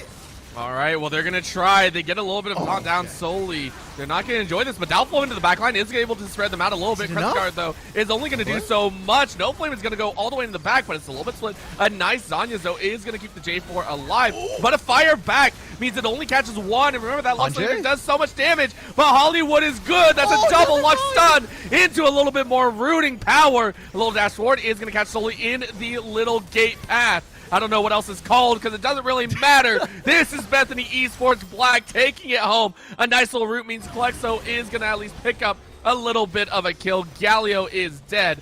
But look at your base. 4 members of Bethany Esports Black are pushing down on the Nexus turrets. Yeah, sure, great. You killed Galio, but he's not the big carry. You're not stopping the push and extorted solely. They got locked out for so long. They lose the Nexus turret. They'll probably lose too. A little bit slowed down so far. Klexo and the rest of the squad are going to try it, but Vanguard's Edge is able to slow them down. They're going to get the root and another laser. It never stops. It's a freaking light show here as Bethany Esports Black go ahead and claim game number 1. Oh, bro, you called it. That was 100% the Hollywood show. This Lux is an absolute beast, a monster. The bindings time after time after time. And you can see that LCK Super Team, they're not expecting it. They're looking for the engage, and congrats, you get the engage, but Soli's bound up. No one can follow up. Everybody's getting tagged by the bindings and the slow as well. The Lux slow is really stopping them from getting the setup they want to.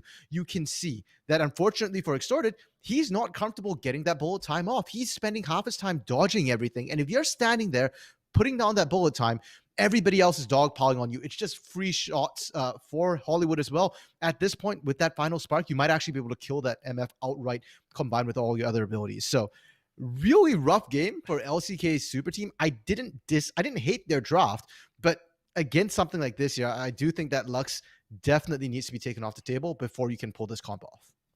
Yeah, and I think it goes all the way back to the beginning of the game, right? We were wondering what they were going to do, wondering what either side was going to do about this bot lane. We know that Bodas has been one of the primary carries. Granted, Hollywood was overlooked in those talks, but I mean, carries in the bot side either way. And now you have to take a look. We are going to have LCKS potentially have a swap of sides for game 2. Do you try the same composition? You said it right. Take away the Lux. Everything should be okay with the Nautilus. But do you feel that Hollywood could bring something else out like that? Do you feel that this is not just a champion difference? Do you feel it's a player champion pool difference? Okay, so in terms of the Lux, that's something that Hollywood's only pulled out more recently here. Before this, he's known more for like Thresh play, which is why I was a little bit surprised that they banned the Thresh on their side. Because Hollywood's such a good Thresh player. So I'm not too worried about the Lux ban coming out for Bethany. I just think that the LCK Super Team might need to think that, because I don't know what sort of answer they have prepared for it. That said, LCK Super Team, we know this team, Orbital. A year ago, we were casting these guys in the UML, and they've gone from like hard stuck, low diamond, all the way up now to like Masters, Grandmasters, Masters mostly, and high diamond for the most part. They were the old Akuma Katanas, and there's one thing I know about them. It's that they've got multiple styles of play. I have no doubt they've got other things in their pocket. I want to see them pull it out here. This sort of general meta composition not working out too well. Let's see something wild here. They have the picks for it. All right, well, there you go. Thoughts from the random minion that we have plucked from the Rift themselves. We are going to have a little bit of fun and take a short break to get ready for game number 2. So please don't go anywhere, as the UAL will continue with the continuation of the series between Bethany Esports Black and the LCK Super Team.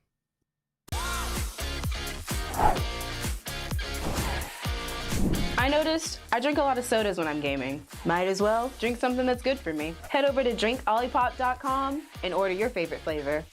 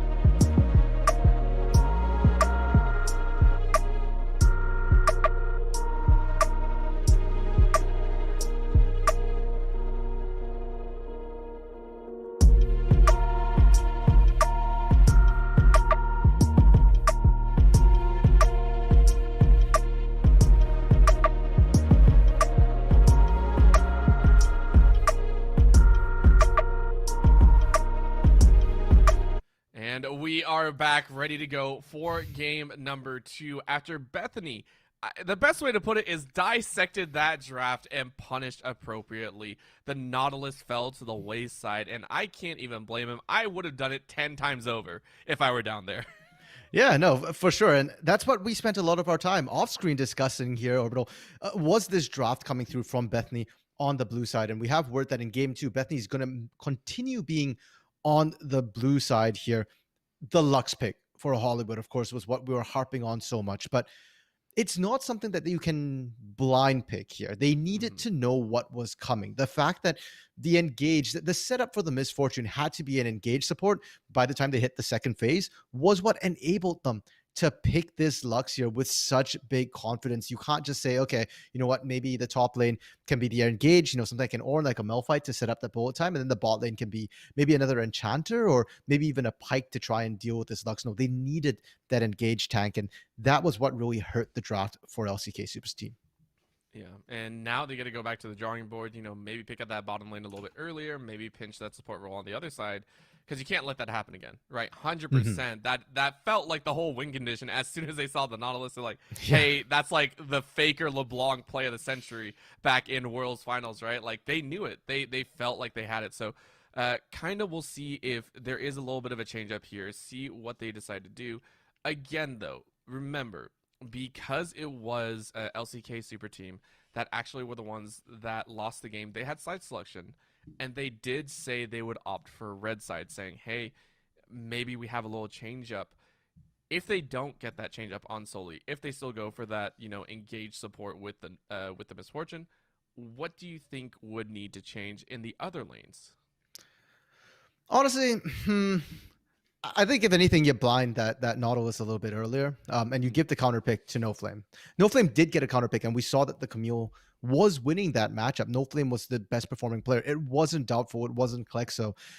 That those two players that we had named and mentioned as the potential carry duo for the side of LCK Superteam. And since that's the case, I would like you to actually hold the counter pick for both Klexo and NoFlame as much as possible here. Try and get them that favorable matchup, because if Klexo can get rolling here, I think it's so much easier. That Galio, like I said, I don't like Galio as a counter pick, or I don't think it's a great counter pick into LeBlanc because it only works in lane, but it worked in lane, and that was all they needed because Klexo barely got to get out of lane and influence anything else.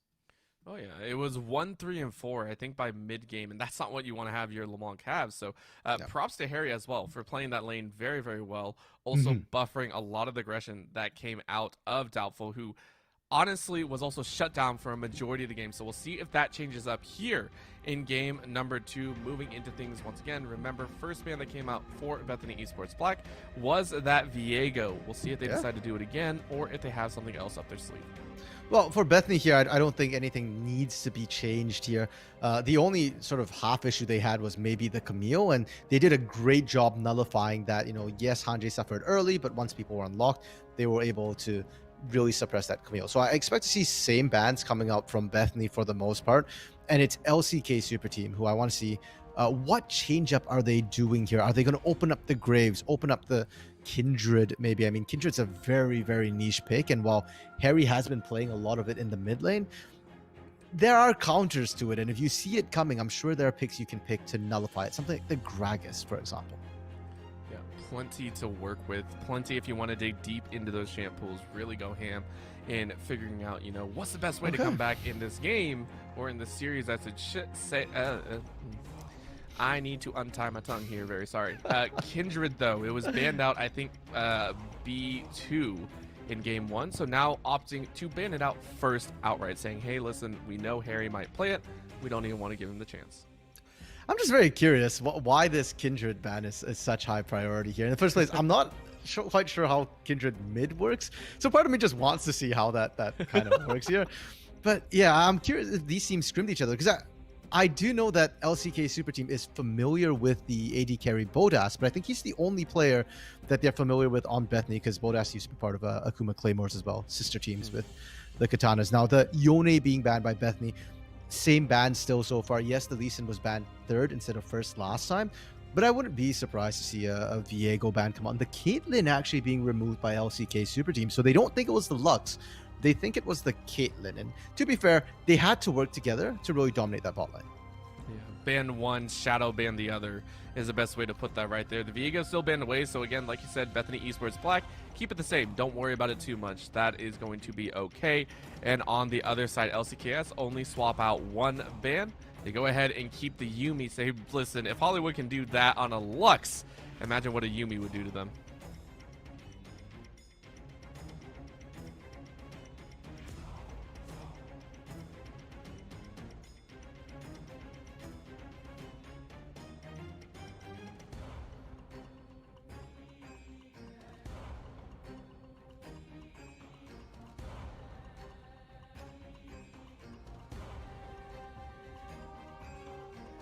Yeah, and again, Hanji didn't do a bad job at all on that top side either. Early level 2 punish, early level 3 fights. Did have a kind of weak scoreline, but we'll attribute that to Hollywood trying to get a little style in. A great way to deny any sort of CC, any sort of crushing, stuns, roots, and everything. Lock in the Olaf. Say, screw it. We'll just rush you down as best as possible. And then the hover of the misfortune, once again, it worked okay. Just need a little bit better time in the bottom lane.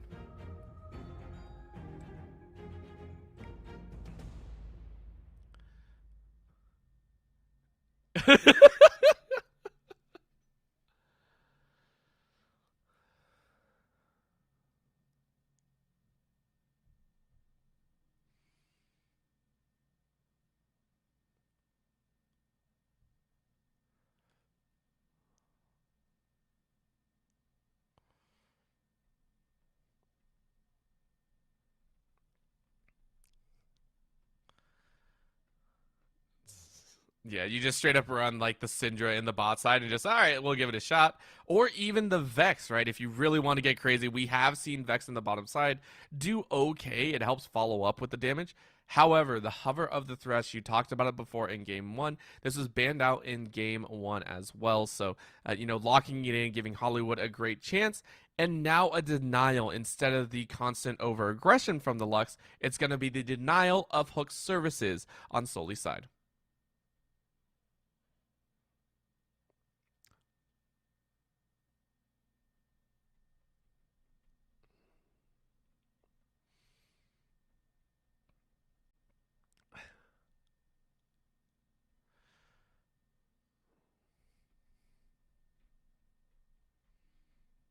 Mm-hmm.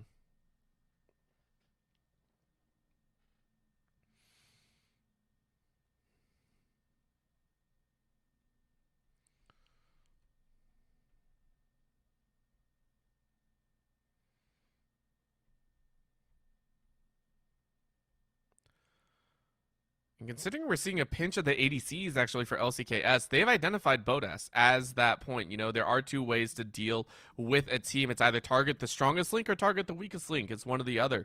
With the Malphite ban on Bethany Esports Black's side, they definitely said as well, hey, we're dwindling on the ADC options, so we got to pick it up. Aphelios and Xayah both banned away, so this is going to be a very rough situation for Bodas to be in, having to dig into that 5th line champion pool. I'm not too worried for Bodas. He's got a fairly large champion pool. There are still other options, and that's one of the great things about picking Thresh. Is the moment you lock in that Thresh, you open up the champion pool for your AD carry. Your AD carry can pick almost anything, and Thresh will work with it. There's still Jinx if you're looking, for a very long-range late-game hyperscaler. Ashe is another option if you're looking for just utility here. Ziggs is on the table if you want some magic damage to balance out your team's profile here. A lot of options to come through, so I'm not worried at all about what they're trying to do with Bodas. Now, the set pickup for the LCK super team is interesting because No Flame, when he first started the UAL here, the first 2 weeks, I believe he was put on almost just strictly set duty, 6 straight games of set here, and then hasn't been on it for a long time. So the fact that they're defaulting back to that makes me feel like, okay, maybe a bit of comfort picks coming through. They just want to make sure that he's getting a good top lane, something that can deal very comfortably with all the pressure and maybe try and soak up more of that pressure to unlock his other lanes. Yeah, well, time to draw your eyes away from the set. We do have double AP locked in on the side of Bethany Esports Black, so they have said that it's either Seraphine or Syndra in the bot side, and I dare say that is a Seraphine bot lane with the Thresh. And no, oh, the aggressive. All right, that's a salty run back if I've ever seen one. The Lux has been locked in. It's not to Soli, by the way. It's not to Soli. We're not seeing a Leona mid. That would be the trolliest of trolly things there. Klexo taking the Lux and saying in a matchup against a Syndra, I want the range. Okay. I respect the Lux pickup here. You can't even say it's a deny because it's an R5 pick. It really feels like it's Klexo going like, okay, you know what? You think your Lux is good? I'm gonna show you. And I actually think this is not a terrible situation. It is very volatile against a Syndra. Syndra can burst you down even through that shield of that Lux. It's not going to be enough to protect you, especially with a Graves here. But at the same time, you do have the range advantage on the Syndra, so you've got that positional advantage as long as you can keep the space. And likewise with Graves, he is going to struggle to gap close a little bit onto this Lux. You've got that quick draw, but she has a slow. She's got a light binding as well, and quick draw is linear. So very predictable. Now, in terms of what the teams want to do, though, it does feel a little bit spread out again for both of these teams. LCK Superteam, Olaf set they want to go in, and I guess the job is for them just to be a front line for the Misfortune for the Lux here. It's not that big wombo combo setup. You've got the Solar Flare setup for the Misfortune bullet time, which I absolutely love, but that's kind of it. Other than that, it's just front to back, it looks like, for the LCK Superteam. And for Bethany, slightly reminiscent of game one a little bit, in which you've got really strong lanes. And I think it's about, trying to get that pick potential. You pick the Seraphine just to disengage as well. The Encore against a static target like that Misfortune should be quite easy to land and interrupt. It just takes a long time, so you have to eat at least half of that bullet time. Yeah, we're going to watch the full channel most likely come through and try and land on a few people, but let's talk about the hard swap up, right? On the other side of the lane, this Seraphine and that Thresh, we were talking about so many options. We actually saw the hover of the Jinx a little bit, and yet it's a Seraphine. It's a champion that kind of speaks to me and says, hey, we might not be the carry this time around. It's a relatively safe lane. You're kind of looking to farm up at points and then rotate to cause a lot of damage with that Encore. Do you like this kind of swap up for Bodas, who honestly was a huge reason they won in game one as well? Personally, as you mentioned, I'm not a huge fan of it because I think Bodas has such good carry potential, right? I love seeing him on traditional AD carries where he can just take over a game. Do I think that it's going to be a problem for Bodas? No, not at all. I'm pretty confident that he can pilot the Seraphine just as well as he does traditional marksmen here. And one of the benefits of Seraphine against the Olaf is that you can heal up and shield up your team. And if Doubtful can't burst somebody down quickly enough, once Ragnarok starts to wear off, he's going to be deep in the enemy team, potentially beyond backup here, and vulnerable to all that CC, to all that damage that he has to eat going in after squishier targets. We'll see what they decide to do as the battle lines have been drawn. Or at least they were, until two members of LCKS decided to recall. Hey, break the line, whatever. Taking a look, though, we'll have to see how the differences in the junglers decide to opt out, as we do actually see a little bit of a difference in the knives that they decide to take. I think we see Skirmisher on the side of Swidler, whereas Doubtful decided to go a little bit of slowing power, says that, hey, I want to be able to chase someone very, very quickly. Yeah, a little bit surprised for Olaf for that particular one, because a lot of times you land one axe and you can just chain CC chain slow here. It feels like just a bit of insurance here to make sure they can continue. But LCK Superteam once again with the delayed invade here, but this time they've been read. They know what's happening, and Swidler has the option of just going vertical jungle instead. Yeah, they do have that option, and they pull it off again, right? They pull off this option, but mainly I want to talk about the trade of auto attacks between mages as again, a very underutilized portion of Corrupting Potion is it actually does extra damage on auto attacks. So when you pop those potions, if you take a trade back, you actually win out ever so slightly in terms of how you play. But it's just funny to watch a Syndra and Lux try and trade auto attacks and think it's actually doing a whole lot of damage. Well, the other thing to keep in mind, too, is that the ranges and your cooldowns, right? Lux cooldowns are significantly longer here. So if you're trying to trade autos, Syndra is going to win out by just being able to weave more Qs in between those autos. It's so weird to talk about weaving spells between autos, but that's the state that we're at right now. And that's why we're seeing Klexo struggling right now, taking a lot of this damage. And with those corrupting pot stacks as well, yes, it does damage. It also heals you. And Klexo doesn't have that benefit here completely out of box. Hanjay on the top side as well, trying to trade back. This time wasn't able to hit the level 2 spike as much as they wanted to give an advantage over No Flame. But it is going to be a tower push so far. LCKS, I feel having a much better time laning here. Multiple lanes all up in CS. Both Extorted and No Flame about 10 CS up over their respective lane opponents. Yeah, that top side CS differential is pretty significant there. The bot side, I suspect, has to do with the wave states. And besides, Seraphine is sort of a low econ bot laner. She's not expected to need that much gold there. So she's okay going down. I'm more interested tracking the junglers because we did get a vertical jungle start between the two teams. And that does mean that you have to respect that your weak side. Bodas and Hollywood have done that. They are playing a little bit further back, accepting the push into them. But No Flame is pushing out a lot. And I want to see Swidler kind of punish that here into this set. If he's that far overextended, 2v1, you get the stun from Irelia. That should be enough to at least burn the flash out of No Flame. You at least want the flash. At most, you want to kill. And so far, I mean, we don't really have too much, as I think Klexo did get an early recall off and teleported right back. So he is able to poke him out and actually opted to get their own corrupting potion. So didn't pick up anything, nothing in the sort of building towards an item. Instead went for his trading potential, which is actually going to put him a little bit deeper in the hole if he isn't able to get like an early kill or early CS lead. Okay, top side. The heavy trades between the top lanes, and the junglers are both waiting in the wings here.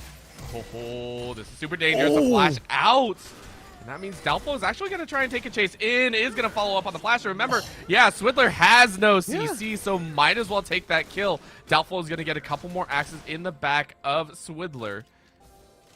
And he's going to be able to walk away. So first blood kind of out of nowhere. LCKS win. Soli's coming around the side and already used a scat of the week. Oh, he knows he's dead. Harry knows it. And the chase in. That's going to be a Q to E Zenith Blade. Klexo is going to be able to pick that one nice and neatly as the super team is now coming together. Okay, remember how I was saying about top side No Flame pushing out and gankable? That was true in the beginning when you vertical jungled. After first recalls, that's not true anymore. And Hanjay overextended a little bit, thinking that, you know, oh, I have Swidler in my back pocket. But that is the set. He's got that shield. He's got that regen. And Hanjay just getting punished right back in lane as soon as you get back. Can't even follow up on the Qs, right? Like, that's the most hurtful thing. You get the roots down, and No Flame literally says, I don't care. That's a dash in. Might get a couple more. Autohack only had 3 procs, so now the flash in, and that's a kill. Hanjay overestimated what he was going for and couldn't get the kill. That is going to be No Flame having an extensive lead top lane. Yeah, this top side's kind of over for Irelia here. You still have to teleport, so if you teleport in and find a kill, great, you even it up, but I can't imagine No Flame doing that. He's just letting the wave push, wants it to bounce here, and that second time, that was minion block. Hanjay couldn't run. Solely good flash to avoid the hook. I think we all kind of expected that. However, now we get to see a little bit of a cleanse out. If that cleanse had come any later, I think Hollywood would have gotten a pretty big chance, but this is going to be Swidler now getting collapsed in on. A nice lantern out, but that is going to be the set. Teleporting in, he also has the showstopper if he wants to, and Axe catches Bodas in the back of the line. Lux ult from mid lane means it's LCKS's team and time to be able to come back and pick up a solid set of kills. 1-6, but this time it's Bethany Esports Black on the short end of the stick. Okay, LCK super team. The ganks are much cleaner from Doubtful for one. He's not taking turret shots quite as much, and he's really taking advantage of that strong Olaf early game. I love to see it here, and it does feel like the Lux is making such a big difference for both of these teams. The fact that Klexo can help on the other lanes, the fact that Harry can't move as much either, and the CC setup from this Lux right now, the range is good. It can go through minions as well, at least one minion, and it's been setting up a lot of these plays. It's been phenomenal to see LCK Super Team come back and be able to put on this kind of display, at least this early on in the game, right? This is a fantastic way to kick off Game 2. to see what they can get. And again, first dragon did go the way of the Olaf, so they are starting to stack. Second dragon is going to be that Infernal, so armor, magic resist, and 80 AP. What more could you like? Turrets. Yeah, true. All right. You could go for plates here. Solely and Doubtful, they're getting pinched, but they don't know yet. And Hollywood is in full vision here. So is Swidler, as he's going to dash over the wall Okay. straight into 2 more. Oh. He's going to get a little bit of help, though. Is able to pick up 1 kill, get gets out? a smite, gets out with the Lantern. And now they're actually getting pinched in. What are they going to do? Ragnarok has been popped. A couple shots go through, and they might actually be able to pick up the kill. Are they going to get it? Yes, they do. And this is actually Bethany Esports Black coming out with a large advantage. No Flame, though, walking in here. Xenoblade goes Okay. in. Do they actually want this fight? Again, Started over Bodas the is only wall. level 5, and they need to leave bullet time into Make It Rain. Means it's enough to allow Harry to be caught. No Flame is going to gift that one over to Extorted's pockets, as it's a large exchange of kills, but the status quo stays even, as Bethany Esports Black still are trailing 3 to 8 kills. No objectives for either team to take off that change of blows, but Hanje gets the free farm, taking 2, almost 3 plates in that top side because No Flame had to walk down here. And for Bethany, they don't really want to be team fighting whatsoever here. If you look at their composition, you don't have those big AoE spells. LCK Superteam has them. You're looking for the small skirmishes here. So if you can come out even in these bigger fights, that's a win for you. And you're just trying to power farm up, your potential split pusher in the form of this Irelia, get some gold, into Harry, who's been unfortunately the focus of a lot of the early game plays here and might continue to be. Should be able to get out. Yeah, okay.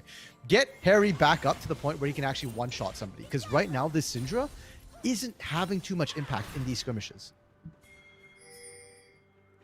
Underleveled is one thing as well, but I also want to point out, this is just a little thing. Harry actually opted for Boots of Lucidity, which means you don't get Sword Shoes, right? That's not the extra magic penetration that most APs like to run if you are going that one-shot build, right? That extra magic pen can cut through the natural resistances that most champions have. So it feels like it's a heavy Syndra build into just playing for the team and making sure that Scout of the Week lands.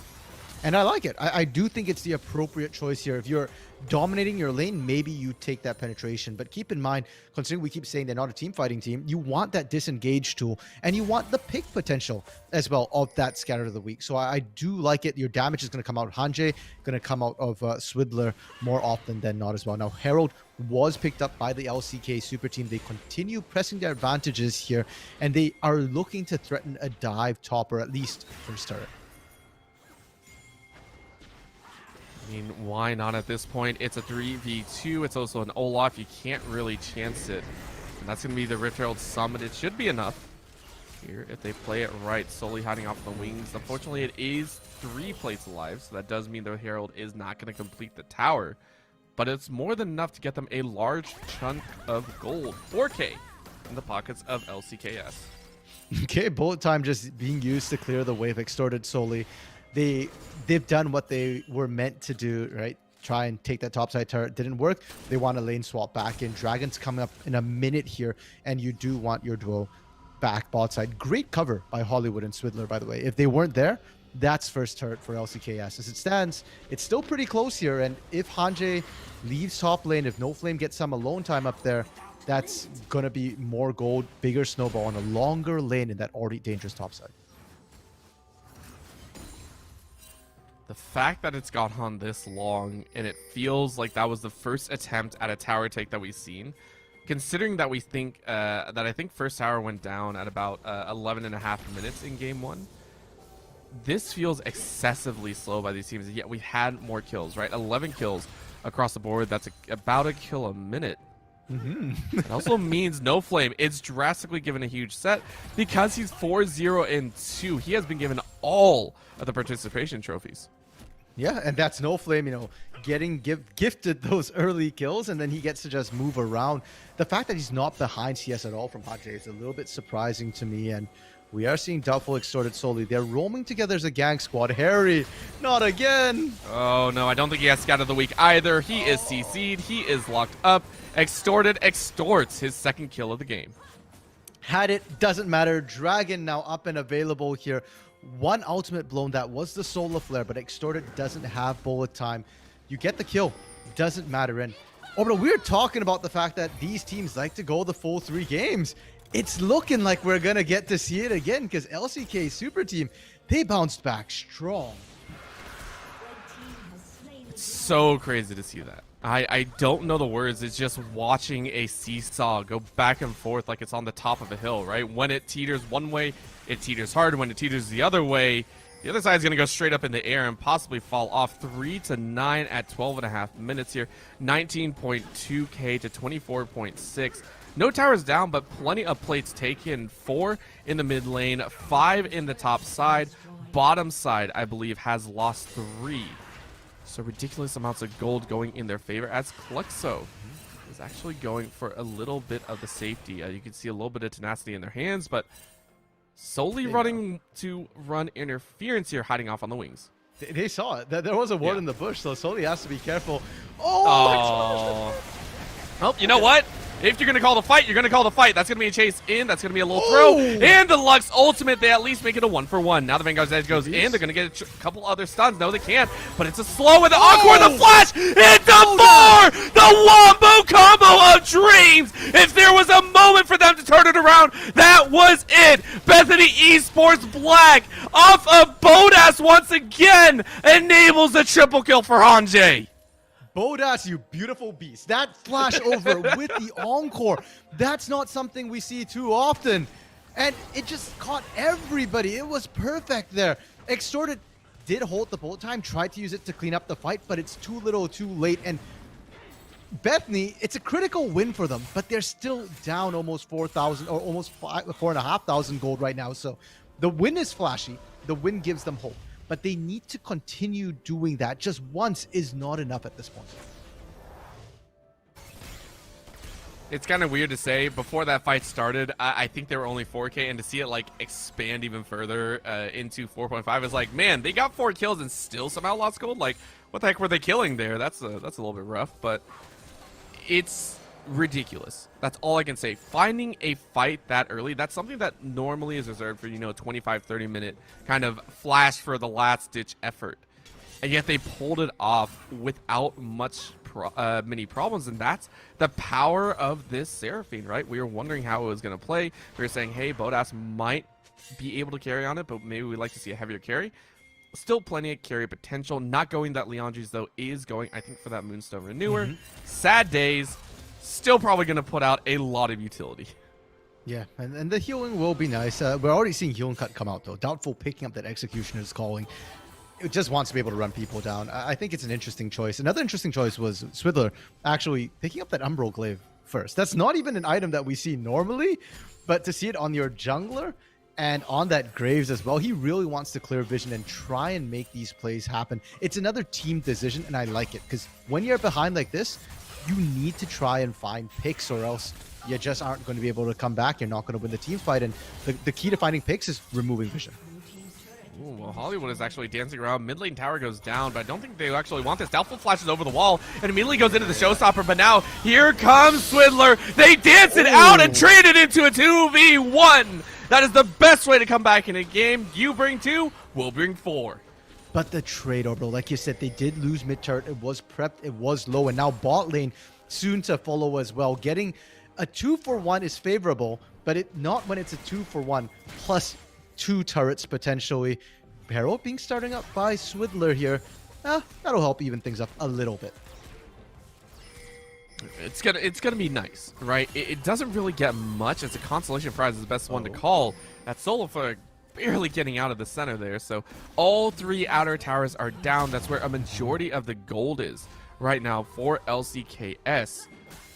But what I do want to check out is normally when you have this large of a gold gap, usually we see the levels also following. What's notable here is Bethany Esports Black have actually been able to keep even stance in the levels, right? We see multiple level 2 ultimates up, and the gold, right? A majority of that is in the Lux, 7.3, in the top lane, 7.8. The rest of the areas are actually 1 to 1.5 behind, which is much less than I really expected. Yeah, and I think Hanjay's done an amazing job coming back from a very rough early start into that set there. Now 4-3-1 should be able to at least hold ground against this set. Herald is in the pocket of Swiddler here. They won't need it to take this turret, and I'm actually a little bit worried that they're pushing top side because it's their dragon. Granted, it's a cloud, but you've just given a free dragon over to the side of LCK Super Team, and then in 5 minutes time, that's a cloud soul on a team which actually will enjoy it. Movement speed on an Olaf is pretty critical.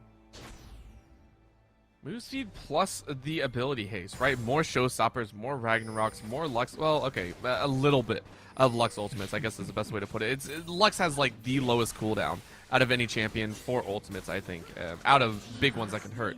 But more bullet times, more solo flares, right? They will enjoy an extra 24 if they get both this dragon and the next. So they're already one step away. Soul point is in their favor. But it still doesn't take away from the fact that Bethany Esports have actually found 2 teamfight wins thus far. If they find a few more, they're going to be good.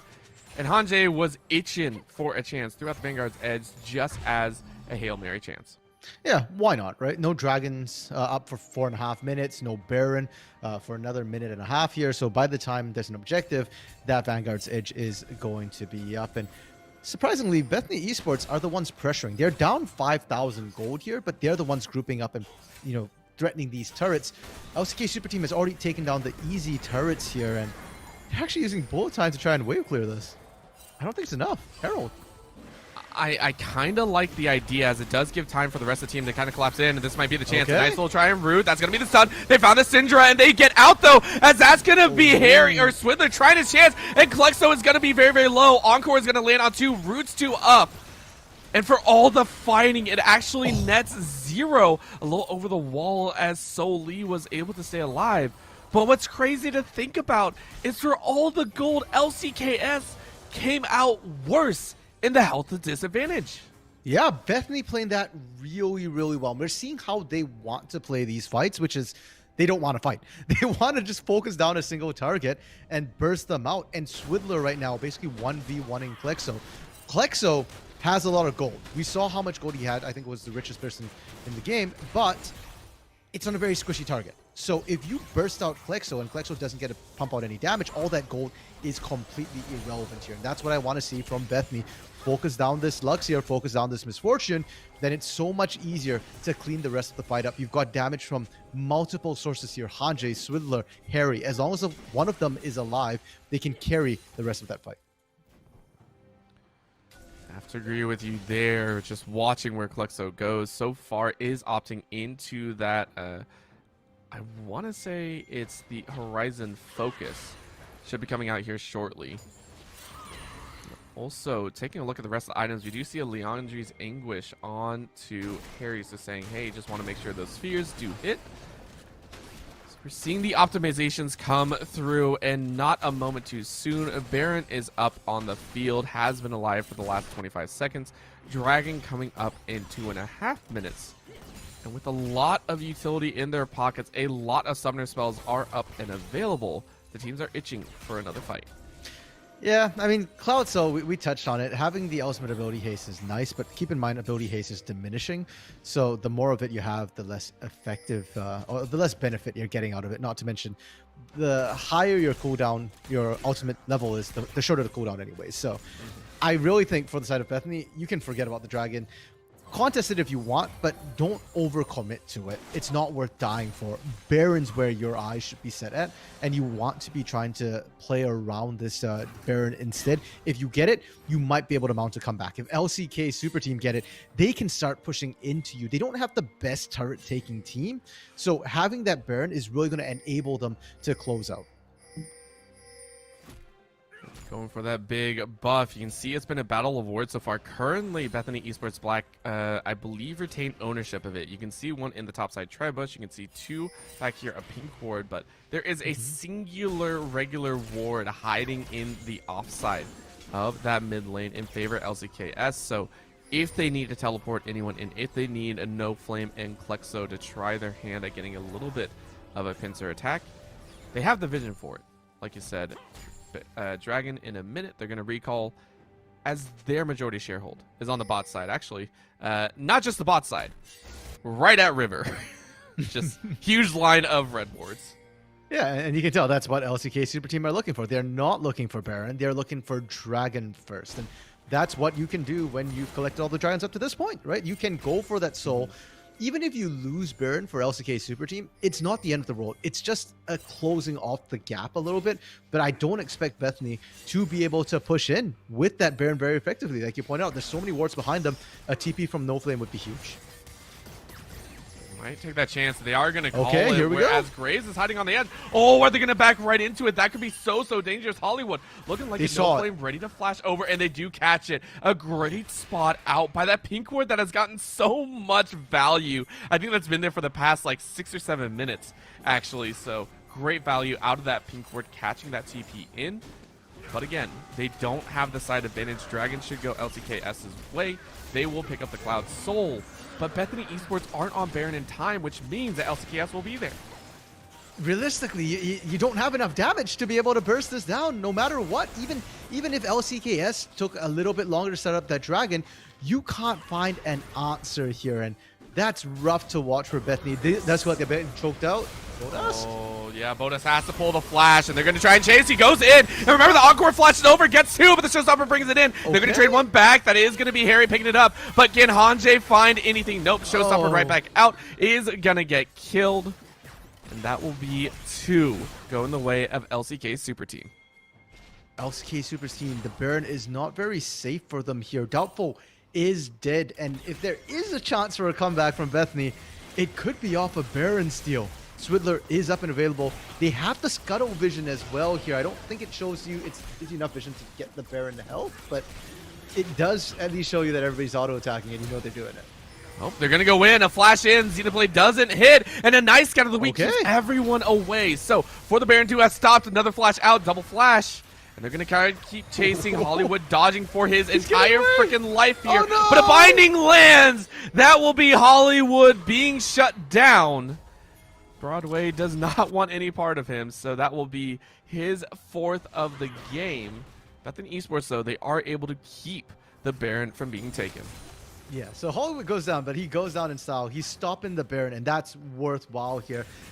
Yes, you die. Yes, you give over a gold, but Baron's worth so much more, and Bethany live to fight yet another day. And this is, it feels like the game's been dragging out a little bit because LCK Super Team have struggled to find effective pushes. But we're only 25 minutes in, Orbital. It hasn't really been that long, and they've already gotten themselves soul. 4 minutes time, Elder comes up. Baron's on the table. LCK Super Team, they get to pick where they want to go, and Bethany, you're going to have to just try and contest them here. You've just got to match on whichever side they're going for. And we've seen Bethany disengage them, stop the takes before, but Bethany have to do it every single time. LCK Super Team just need to do it once. This is the advantage that you give yourself if you're LCK Super Team. This is the one that they have built up from themselves. That's going to be a huge bullet time coming over. Okay. Nice scout of the week keeps them away, but again, it's just the bullet time. That's all they need to get the kill. That is Hollywood not being tanky enough, only 1.5 items deep. And with that kill, I mean, you really can't fight that. They're going to try to pressure in on the set, who NoFlame immediately says, nope, I'm out. I want nothing to deal with that mid lane. I mean, he's just playing zoning duty, right? He's trying to keep people out right now, looking for the flank. Ooh, but that's a big dodge on that root, and Baron is not taken. Red turret goes down, though, and that's another root. A punch out means they follow through, and that's going to be a kill, though. They get one back. Encore is not going to land on anyone, though, so that's going to be the fire. Unleashed power, almost taking out Extorted. Meanwhile, that's the Olaf running through the back line, as that is going to be Harry trying his best to dance it out. The Syndra doing his best impression of a dancer, not going to have it work. So the Syndra is going to go down. And that should be the Baron for LCK Super Team. 3rd time's the charm here, Orbital. It took a couple of tries, but LCK Super Team finally get to secure it with their jungler up. And now Bethany, who have held up so valiantly before this, are in big trouble here. All their inner turrets are standing, and that is all free gold. You can't really effectively defend those turrets here. And NoFlame's flanks, they haven't been perfect, but they've been serviceable. Now with the Baron buff, you can just literally run behind their turrets and try and showstopper people out of it. Anybody who gets tagged that way is guaranteed dead. This This game is slowly rolling into LCK Super Team's favor. I mean, it's been there, but it's rolling down the hill at a much faster rate, right? They had the early kills, mid-game stalled out a little bit with some great fights from Bethany Esports Black, and now it's coming back towards the mid lane tower. Inner tower goes down. Scout of the Week is going to slow them ever so slightly. Anjay is now back with the rest of the team, and we might actually get the first full-on team fight that we needed for quite some time from these squads, right? We've seen glimpses of it. We've seen fights left and right, but it doesn't matter as, again, Hollywood loses 80% of his HP. And the cooldown on that ultimate's so low. It's every wave that's going to be up there, and they can just keep pushing in. That's enough to secure them an inhibitor. And I think it'd be a little ambitious to try and push in on the Nexus turrets here. But as long as you don't get tagged for the side of LCK Super Team, you're safe to continue poking out. Instead, I like what they're doing. Like I said, I think it's a little ambitious to go for the Nexus turrets, get all the freestanding gold, continue sieging up that inner. Not safe to defend. And Bethany, they've got to kind of sit back and defend the inhibitor turret when it gets to that instead. They're actually going to try and pinch over, and I mean, the clearing of the vision is actually going to alert LCKS to that fact. With Elder Dragon coming up in 40 minutes, Bethany Esports of Black are trying to pave a way for a few teleports. With double teleport up, you need at least one ward in the back line, and you can see the pings going down, right? This is Swidler quite literally potentially sacrificing his life to get these wards down. Well, Swidler can't be the one to sacrifice his life. This is Elder Dragon. Your jungler goes down. That entire objective is no longer on the table for you. And Bethany, I like that they moved. I thought this was so risky that they weren't defending topside, but LCK Super Team, they didn't try and just end the game. Now they're coming in here. Bethany looking for that final desperate flank here, but I don't think they realize that all of LCK Super Team has already made it onto their side of the map. Yeah, I love this call, right? LCKS go, hey, we don't see anyone. We can actually just push for a few more towers, and that's what they're going to do. They don't care. They quite literally don't care. Now they say, oh, yeah, they're over at Elder. Now they're going to chance it. This is a risky call either way. Elder is down to about 7k. It's going to be burned a little bit further. Solarfella goes out, dodges on the far side. Bullet time is flash out of, but flashes almost into the rest of the squad. It goes down to about 3.5. Lux ultimate goes over. It's going to be a smite fight. Who is going to pick it up? They're just going to burn down the thresh. It's smited away, though. That is Swidler picking it up, but how many are going to get away with it? That is going to be a close to ace, and it is. You pick up the Elder, but at what cost? It is the game. Double teleport into the base. Super minions already pounding away at the Nexus turrets. With a set and a Lux, you can expect more of the same. LCK Super Team come back with a freaking vengeance to take game number 2. And Orbital, as predicted, we get ourselves a full 3-game series here to, I think, Nixon, nobody's surprise. And very different game 1s and game 2. Game 1, when Bethany had the lead, they were fast. It felt like a runaway train, unstoppable anytime LCK Super Team tried to stop them, they got run over. Game 2, LCK Super Team took a lot longer to close this out here, but it did feel inevitable. Right? It never really felt like Bethany had a great way back. And even when they won team fights, like you pointed out, they start a team fight 4k down. They win the fight. They end up 4.5k down somehow after that fight. And even that Elder Dragon, I was just thinking, it doesn't matter if Bethany win this fight for Elder. They have already dropped members. And if LCK Super Team wanted to, they could have just turned around and pushed us all 5 down, leaving, your 3 surviving members with Elder Belt. You had Baron, you could have closed here. So very painful, slow choke out by LCK Super Team. And that makes it very hard for me to tell what's going to happen in game 3 when the games have been so different here. Yeah, I don't think we want to predict what's going to happen. I mean, it's going to be crazy just to watch it unfold in front of our eyes as one team will be moving on to the semifinals. They will have a chance to play in that best of 5 series, take on whoever the challengers are. So please don't go anywhere. We'll be right back with the conclusion of tonight's Unified Advanced League series here in just a few.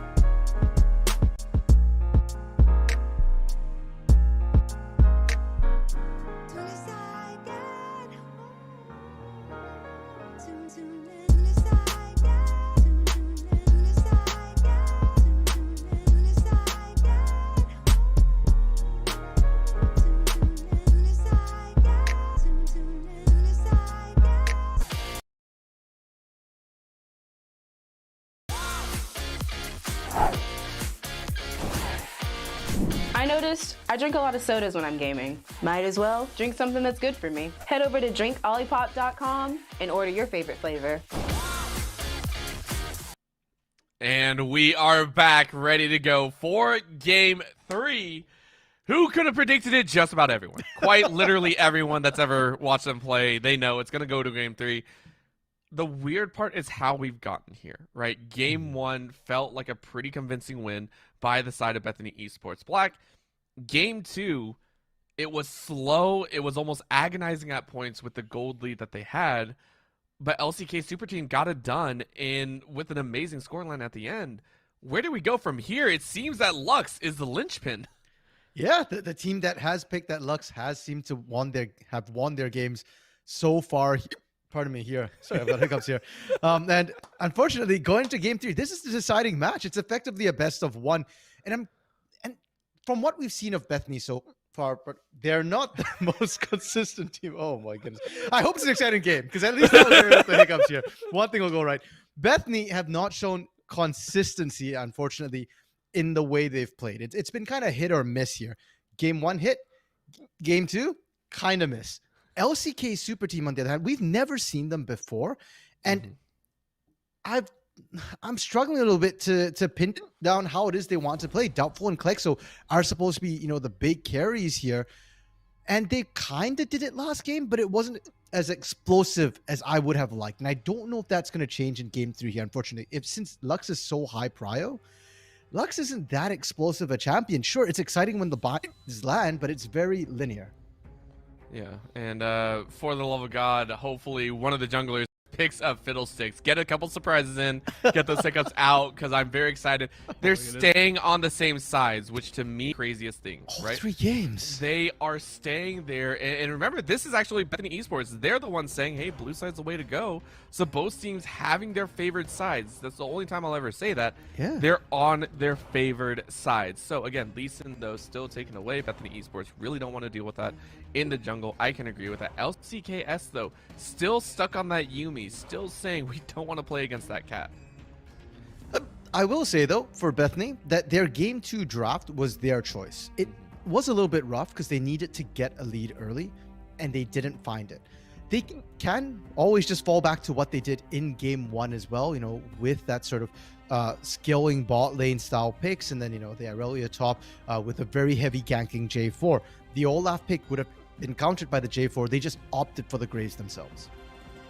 Still keeping with that same side. Again, Bethany Esports still taking away that Viego, still on the chopping block, still not enabled off the bench. Here's where it gets tricky, though. We've seen both sides really dominate with that Lux. It's allowed for a nice follow-up, and the Kindred is still there. So once again, Harry not allowed to pick that one up. Here we go, though. Bethany Esports, do they leave it open, force LCK almost into a Lux ban? Or is there going to be an answer? And they say it's the misfortune that's been causing more problems than not. That's very interesting to me, because I feel like them banning the misfortune right now is in preparation, expecting a Caitlyn ban to come out, because their answer to the misfortune in Game 1 was the Caitlyn here. And you kind of have to do that as blue side. Now, for LCKS, they banned the Caitlyn last time. They're going to do it again, and that leaves that Lux open once again. As you were mentioning, Orbital, I think Lux worth looking at as a first pick, especially if you can flex it between mid and support. If it's only support, then it becomes a little bit dicey. Well, they have followed up. I was, again, you were saying that it's in preparation for that Caitlyn ban. It has come out. So will Hanji go ahead and lock in that Lux? So far, it has been blind picked once on the side of red side, but still going for that Aurelia. As much as I like Aurelia, watching the dance arounds, watching the outplays, it's honestly fallen a little bit to the wayside. So they call it as well. Bethany Esports say, hey, the Aurelia has not been amazing. Let's go with something a little bit reliable. Let's pick up that jungle and make sure Swidler has his own pick. And this Graves change up to me, Orbital, it's not just a change in terms of what we want to pick first. I do think it's going to change the entirety of their draft here, because they've been blind picking that Aurelia, and it worked last game. It actually did really, really well. This time they're blind picking the Graves. I do think they're keeping it as a flex pick this time. And as we see the Olaf being locked in for the LCK Super Team, I want to see solo lane Graves pick the J4, please. The Olaf just took over the early game last game and was a big reason why the LCK super team had that huge snowball lead, which just never seemed to melt. You know, heck, you're talking about melting. Go with the one that never melts. Just pick up a Nivea. Just go for a Nivea in the mid lane. Said screw it. You know, Olaf doesn't get a move. However, the hover of the Lucian, I've been wanting to see this. I miss seeing good Lucians come out and play in the game, and it's going to be locked in. So this should be going to Extorted. Remember, the changes to Lucian have made him pretty much an exclusive bottom lane pick.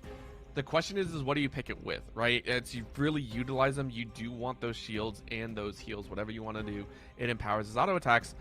So Bethany Esports know there's a high chance, not an obvious one, but a high chance that it's going to be an enchanter in the bot side. But like you said, RMC, you are the god of predictions here.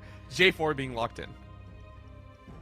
At this point, it's less predictions and more just a plea, a cry for help. So I'm glad that they did pick the J4. That should help a lot with the early mid game. Now, the Lucian pickup, Lucian can still be played in solo lanes. You do see it from time to time. If it was the side of Bethany picking up the Lucian, I'd say you could flex it top for Hanje, but not for LCK Super Team. I do believe that's an Extorted only style pick. And you pair it with an Enchanter. And the Enchanter will do double duty here. Not only will it give you that Lucian buff to proc his passive, but it's also going to be good for that Olaf as well. Enchanters and Olaf have always been a great duo.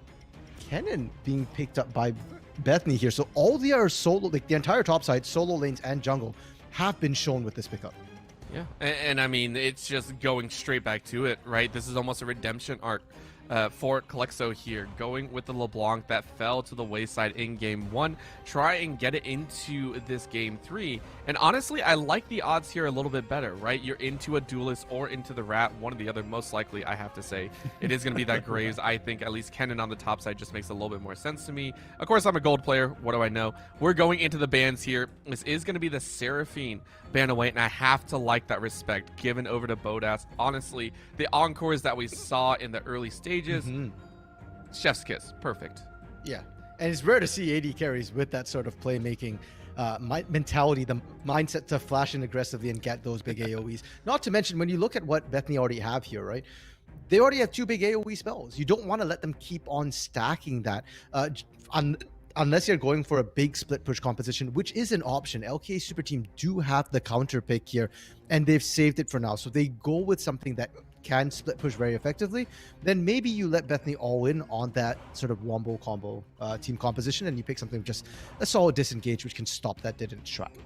Oh yeah, it's still focusing Bodas here, but I like the follow through into the top side, right? No Flame getting some respect there with that set, and honestly, that set was really good. There is a reason that he played it for so many weeks in a row and got away with it, to say the least. Now the follow through in the bot side, realizing that the bottom lane hasn't been picked up by Bethany Esports, saying, hey, the Leona could still be locked in here. Yeah. Lower chance, but still there. Does take it off the table, so now LCKS are going to have to either take I think their top lane or their support is what we're still looking for. Either one will work here, I think. Now, I'm okay. I was thinking that for the side of LCK, Super Team, a Thresh ban here with the original wipe steal lane wouldn't have been the worst choice, because Bethany can still go something like a Thresh Aphelios here. They already have the front line, they have the engage. You can afford to do something like that here. Or you could, again, still go utility. The Graves is still available. Are they actually, or you know what? Instead of Aphelios Thresh, maybe Aphelios Braum might be better if you want to pile in more for the AoE, more for the peel. The Jace pickup for LCK Super Team is interesting, because now that tells me that they're really looking to try and dominate the top side of the map. They're looking for a lot of individual lane prowess, get leads, and then snowball from there. All right, well, it's neither the Braum or the Thresh. They say they're all inning. On the flip side, and a great way to extinguish that all-in is the hover of the Lulu, and then the rotate to the Braum. I hear that sigh, and I gotta kind of follow up with it, RMC. It doesn't really feel like it went the way that we were expecting here in the last few picks. No, not really. I'm a bit surprised. Okay, so I like the Braum last pick coming through from the side of LCK Super Team, pardon me here.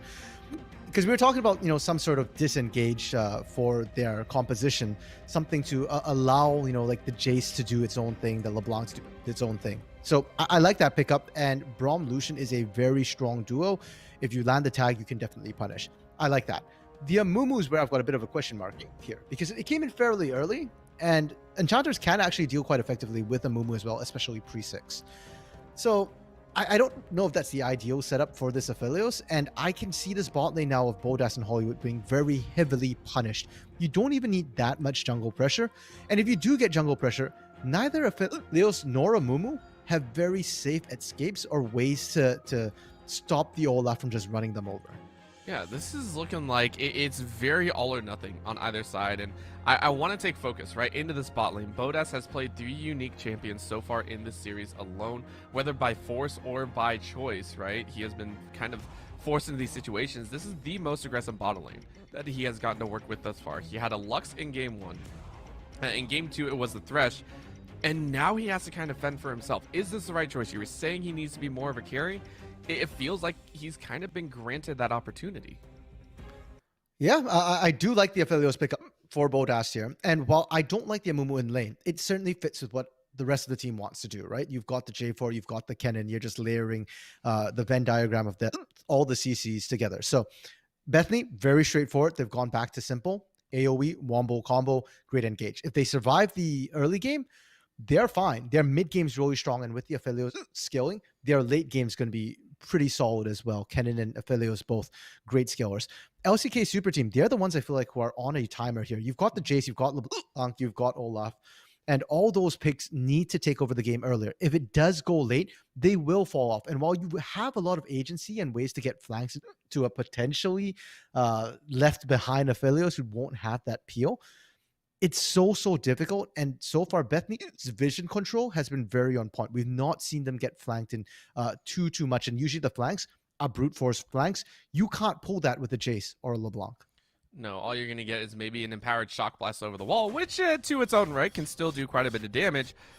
But for all the time that it's gone by here tonight, it feels like we've gone nowhere, as Bethany Esports Black are still on the blue side, LCK Super Team are still on the red side, and we are dead even at a sprint here towards that finish line. 1 game is all that's left. And as we see a 5-stack setup here, LCK Super Team are looking to find a very small window of opportunity. Oh, okay. Hanjay does spot them there. Yeah, I was thinking, as you're talking about sprinting there, LCK Super Team, LCK sprinting team towards that top side. And they do have a fairly strong level 1 here. Braum, I think, is criminally underrated when it comes to that level 1 damage. But interestingly enough, Extorted and Harry are missing items. I don't know if this is a spectate bug. I certainly am hoping that it is. Definitely intentional. Definitely intentional. We're just going to go with intentional because I like that idea of, Harry going for like a heavy chunk of an item, but we are going to go ahead and see. We're going to take a look because I think even our spectator is just like, bruh, like, come on. These are really good players. We can't have this going on right now. There we go. There we go. We got the items. Hey, we're back. Yeah, so it was a spectate bug. To be fair, even if you don't have items on that Lucian for that level 1 fight, it's not the end of the world. I didn't think it would make the difference between a kill or a no kill. And once again, LCK Super Team have done this every single game so far with a delayed invade to that red buff. They're doing it again. There is a ward spotting them, so they're going to know that Doubtful is alone on this particular one. And we're starting to see Swidler path down there right now, potentially looking for the catch. I just have to point out that for all that's gone on and, how it feels like it stayed constant, it's also been constant that Doubtful has not been challenged on this buff. But this time he messed up. If we can pan over to Olaf, I just want to point out he does not have red buff. I don't know if that's a glitch. He does not have it. He is level 1 at the same time. Swidler hasn't picked up blue buff. He is now going back for the camp. What is going on here? It's not a bug. It was Swidler moving down. The fact that the bot lane, Bodas and Hotwood, started moving up to threaten Doubtful there. And so Doubtful had to just back off the enemy red buff, solo out his own blue buff. It's going to set both junglers behind, but it's really in Bethany's favor because Swidler didn't have to walk all the way over. Oh, all right. I was talking about everything staying the same. I was talking about the status quo not changing. And yet immediately we have a big change off the back end because both junglers have actually caused a little bit of a rift in their clear speed. It does mean that we're going to see a little bit more fight and bite, I think, from the laners themselves. They know the junglers aren't going to be meeting them at the time they're expecting, which is usually, I want to say, about 3:15, 3:30 in the game. Bottom lane, though, Bodas and Hollywood eating a few chunks of damage. Yeah, and that is to be expected here. Lucian is a bit of a lane bully, so we do expect to see it go in their favor unless Bodas is running sort of that red-white combo, in which case then they might start to go aggressive with this Amumu as well. But I want to go back to the junglers here because I thought you raised a very good point, Orbital, the fact that the junglers are behind. Pardon me. Oh, that was particularly loud. Slower on the ganks there. And I do think that actually favors the J4 a little bit because I think J4, even if he doesn't get the early ganks, can still have impact. His ganks will always remain potent. But for the Olaf, every second counts. You really, really need to make those early levels matter. And come the mid game, if you're not ahead, you're gonna be behind. You're gonna get burst down. There's a lot of burst damage on the side of Bethany. There's plenty. As, again, if you're in Ragnarok form, you lose all the extra armor and magic resist. You go straight into do or die mode. And that can be such a harrowing event, especially with the Slicing Maelstrom, right? We haven't even touched on the fact that Hanjay had the opportunity to pick up that Irelia and opted not to, made sure that the rest of the team kind of had priorities over, which means his ultimate, I feel, has even more impact, right? That Slicing Maelstrom can be used in so many more ways than a Vanguard's Edge would. Yeah, I fully agree. That is a team pick here. You're picking for the team, and that is why I really like Bethany's odds as the game goes longer here. They're not selfish picks, and for LCK Superteam, they're kind of in the opposite boat, right? You pick that Jace, you better win that lane. That was your counter pick. You pick a LeBlanc, she's not great in team fights either. And when your Olaf is behind, when you might not be getting as much ganks, we're seeing right now that Harry and Hanjay are perfectly comfortable going toe-to-toe. They are not losing out whatsoever so far. Yeah, they're having a grand old time. And it's weird to say that. And we also get what I am very, very happy about is a Mountain Dragon first. The reason I say that is a higher chance for an Infernal Soul to come out. I want to see action. I want to see just absolute death rain from above for this dragon specifically. I love chaos. This is probably not healthy as a caster. That's why you're play-by-play over there. All right, just call me out like that, RMC. Dang. Hey, I think it's more normal than me loving my bloodshed. But speaking of bloodshed here, we might see our first action. Oh, it's not a word dragon. It's all over a ward and first blood over to the Amumu. A flash in, flash out. Doubtful is going to live with a little bit of extra damage. Extorted might get a win. The auto attack is there. It's all down to the poor lovely Amumu who picks it up. But look at who is healing. One more attack is going to do it. Axe to the face. Doubtful. Doubtful wins it out. Chaos reigns supreme in a 2-for-3 fight going LCK Super Team's way. Whoa, this is game 3. This is for all the chips, guys. They just decide to coin flip it at level 3, level 4. They don't care. And you've got to remember, Olaf, the lower his health gets, the faster he auto attacks, the more damage he does. That's not a winning trade. I appreciate that Hollywood almost turned it, but almost isn't good enough. It's better than expected. Let's be real. After that first kill, I thought they were going to get wiped. 2 kills go over into Hollywood's pockets, and honestly, that will be nice, right? Keeping the Amumu up. Remember, the majority of what Amumu wants is to have that ultimate available, and now that he's keeping up in that level advantage, keeping up in that range is going to help get that ultimate online a little bit quicker. Not just that, a huge wave stacking into Extorted and Soul Lee means that this bottom lane should be able to be cleared out in favor of Bethany Esports Black in case the dragon is taken by a J4 who is all the way on the top side of the map. Unfortunate. So all that great setup from Bethany's bot lane not going to pay off. But you know what's better than a fed Amumu, Orbital? Ooh, what's that? a Fed Lucian. And it's going to pick up the kills on the other side, along with Doubtful as well, getting the other one. So you know what? I think LCK Superteam are going to be happier with their end of things. And I'm curious to see if Doubtful can transition this. He's looking top. Hanji doesn't see him right now. Oh, I think this is honestly really, really good. Slicing Maelstrom is used, knocked back in time, and I think this is just a rundown. A flash out into a stun, though, but a follow-up is one more auto attack. No! He turned away! Oh, no, no flame. Kind of waste that opportunity. That's the best I can say. Mid lane, Kalexo almost takes Harry's life. And I feel like for LCK Superteam, that was, like I mentioned, a mistake, but not just for No Flame, for Doubtful as well. Doubtful didn't pop the Ragnarok. They probably thought, okay, No Flame has enough damage. It wasn't. You burn Flash, you burn the TP, great, good, well done. But you really, really wanted the kill. We already said they need to win, or else they're not or else they're kind of losing if they're not winning. And with that trade of nothing for Dragon, they definitely lost. Well, Okay. Swidler said, yeah, I took the Dragon, sure, we'll see what we can get out of Kalexo. Got a lot of HP. That's the main thing, and that is actually going to allow Swidler to rotate into the jungle, try and get a couple extra camps, as they did see Doubtful running into the mid lane, and this is going to be super, super dangerous. Yeah, I don't know if Invade's the right call here. Soli's looking, thankfully, no Glacial Fissure, but they do tag the Winter Strike. Oh, this is going to actually be huge, as that is a level 6 coming out. They're going to get a lot of damage. That's going to be the divide going in, and Bodas is going to eat one. That's a trade of 1-for-1, though, and the chakrams are flying steady. But a little bit of a tag. The sniper goes out, doesn't hit. And for the junglers to both go down, I think that's the best case scenario for both teams.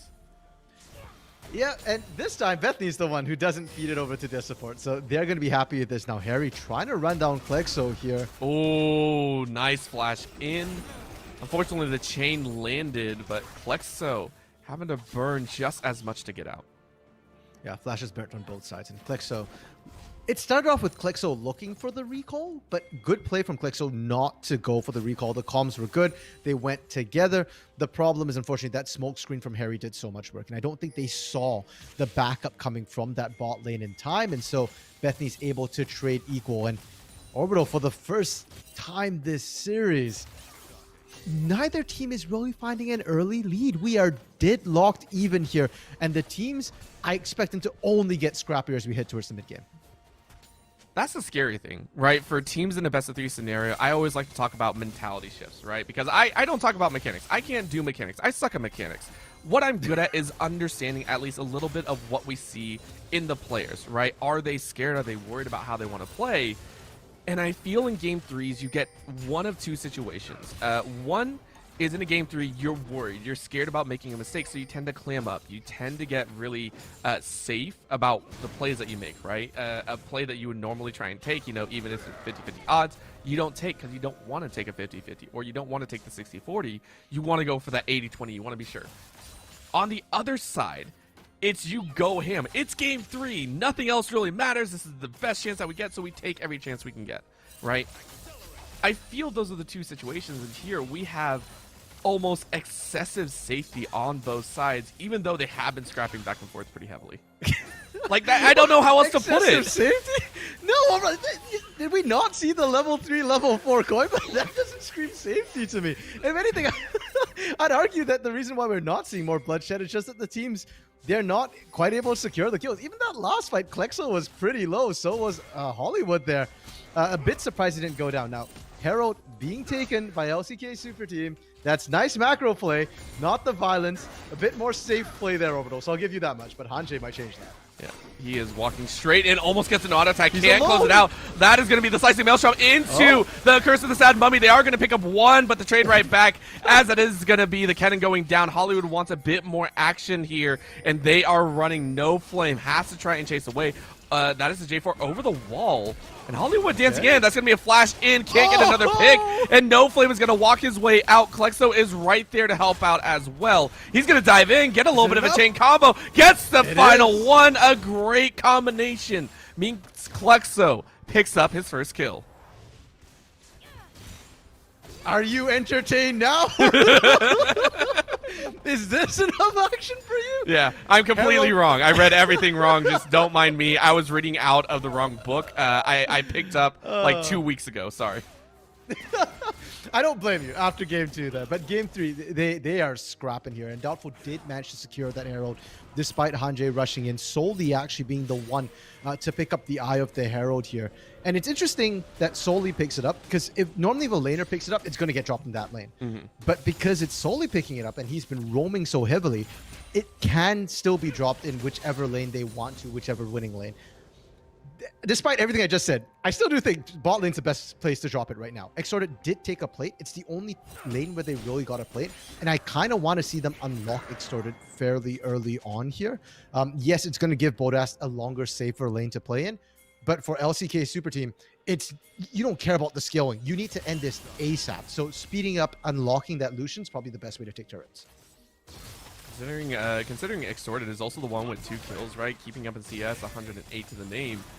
You also want the Gale Force. Like you said it, they need to speed this game up. The better way to do it is to get that champion online. Extorted is hiding in the bush and immediately opens with a culling, saying, hey, Hollywood is actually caught out a little bit. They're probably going to attack the dragon, and Hollywood gets over the wall. So that is going to be the flash down, though. A huge summoner to lose as Dragon is coming alive.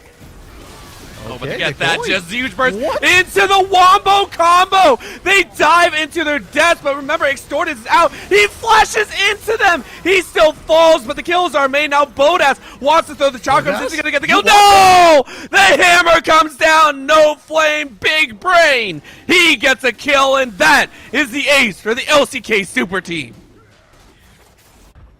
You see, people criticize top laners' brains in teamfights, but what you've got to remember is top lane brain is basically 1v1, and right there, Bodas went in 1v2, 1v3. That is not acceptable odds, and a lot of that just was, unfortunately for Bethany, they weren't quite ready to fight together. Cataclysm came up a little bit later. Bodas wasn't quite in position in the beginning of that fight, and LCK Super Team, they needed to find somewhere, a leverage of some sort to get into the game. That fight might just have been it. They pick up the only Infernal Drake of the game. Sorry, Orbital. And we've got Cloud here. Cloud, in this game, though, if Bethany pick it up, that makes the game fun. If LCK Super Team pick it up, well, it's a way to accelerate. It's not Inferno, but it still speeds things up a little bit. That's the nicest way I've ever heard someone say it's boring. Like, if they pick it up. But yes. No. If Bethany pick it up, it's not boring. I just put words in your mouth now. This is kind of fun now. You got the hiccups. I get chances to say stuff.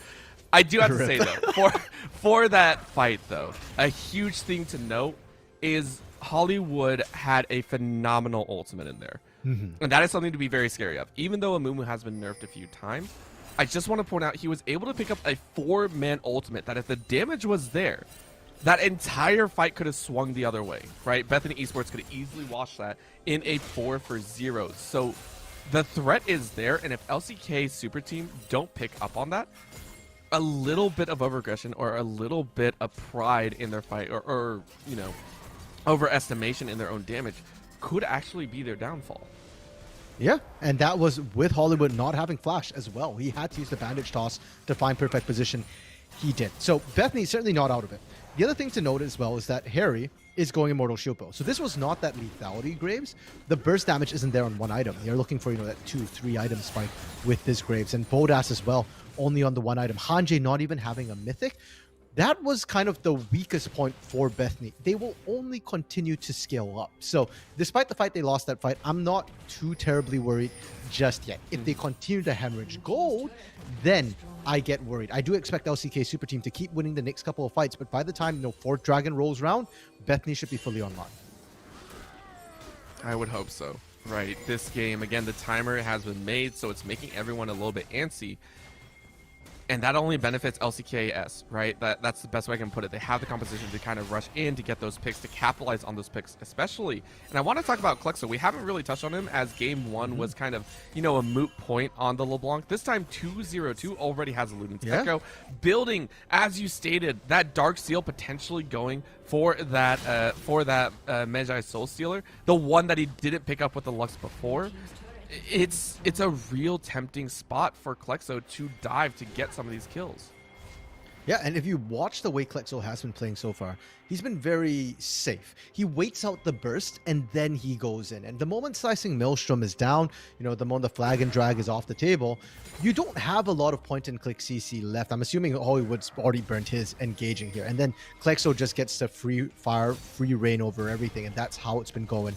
Not to mention, they gave Klexo that bot lane solo gold as well. So they're trying to make sure that their carries get the gold. And I like what LCK Super Team is doing.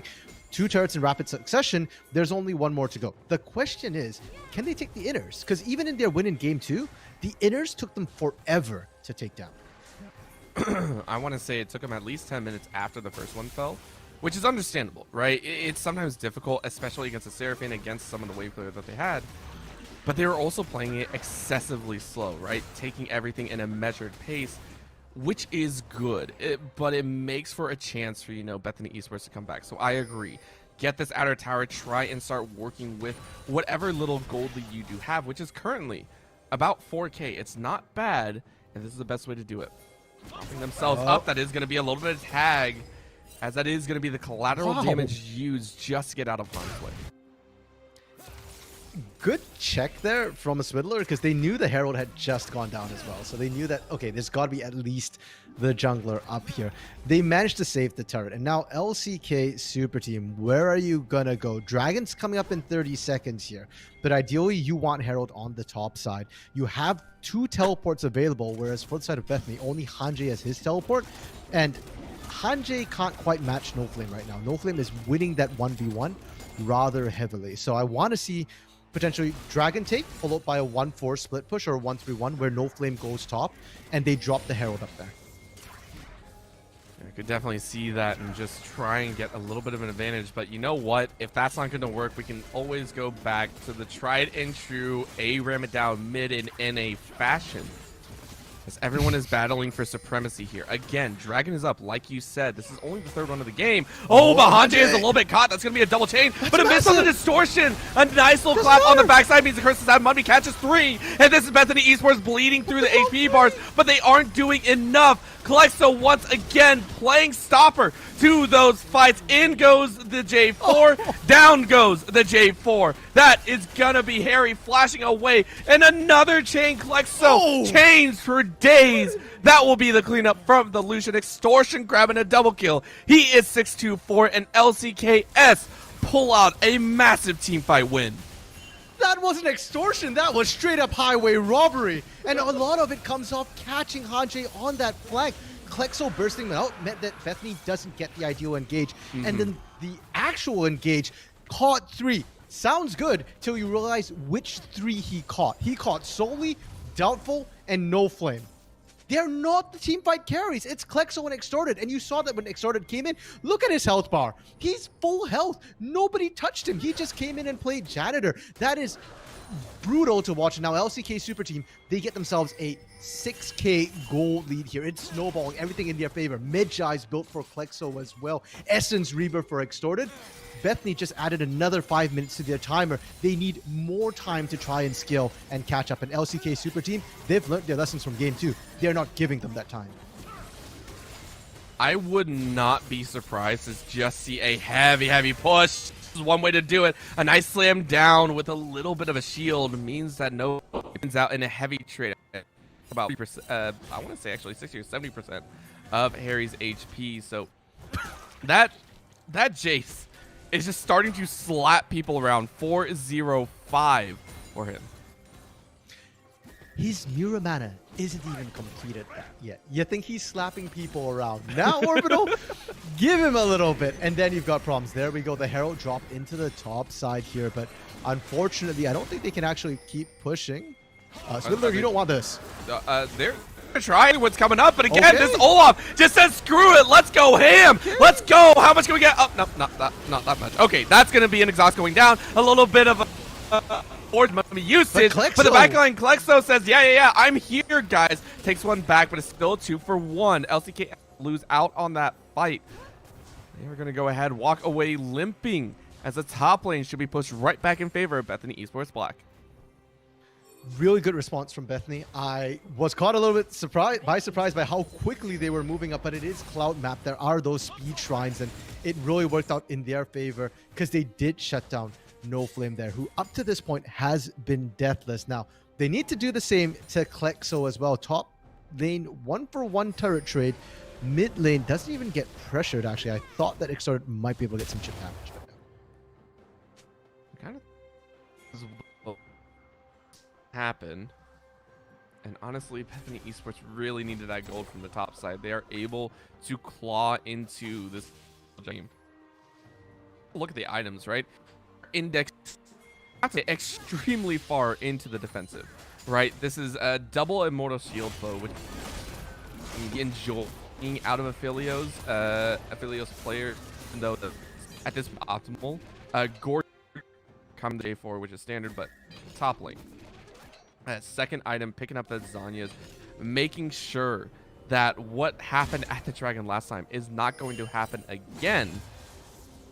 Bethany Esports might have a chance to be able to pull off a team fight. Yeah, and it makes sense for them to pick up the Immortal Shield Bow. If they survive, they win the fight. They output more damage than this Lucian will. And you've got to remember Klexo. Klexo's positioning has still been immaculate thus far. Yes, No Flame is no longer deathless. Klexo is still deathless. And while they lost the fight, that's 4 more stacks on that Medjai's from the assists or from the kill that Klexo did manage to pick up here. So for the side of Bethany, they are scaling. They will scale up. The Immortal Shield Bow is sort of that scaling item compared to, just straight damage here. But in the next fight, I still don't think they quite have the edge yet. They won the last one because they caught the squishier members with a numbers advantage. In a straight 5v5, front to back, not quite yet. Maybe next straight, maybe 5 minutes. Yeah, they're going to have to test that theory here very shortly. Most notably, I want to take a look. We got 14 stacks for Klexo right now. 14 stacks. You know that's got to put a target on the back of his head. If they can catch him. Yeah.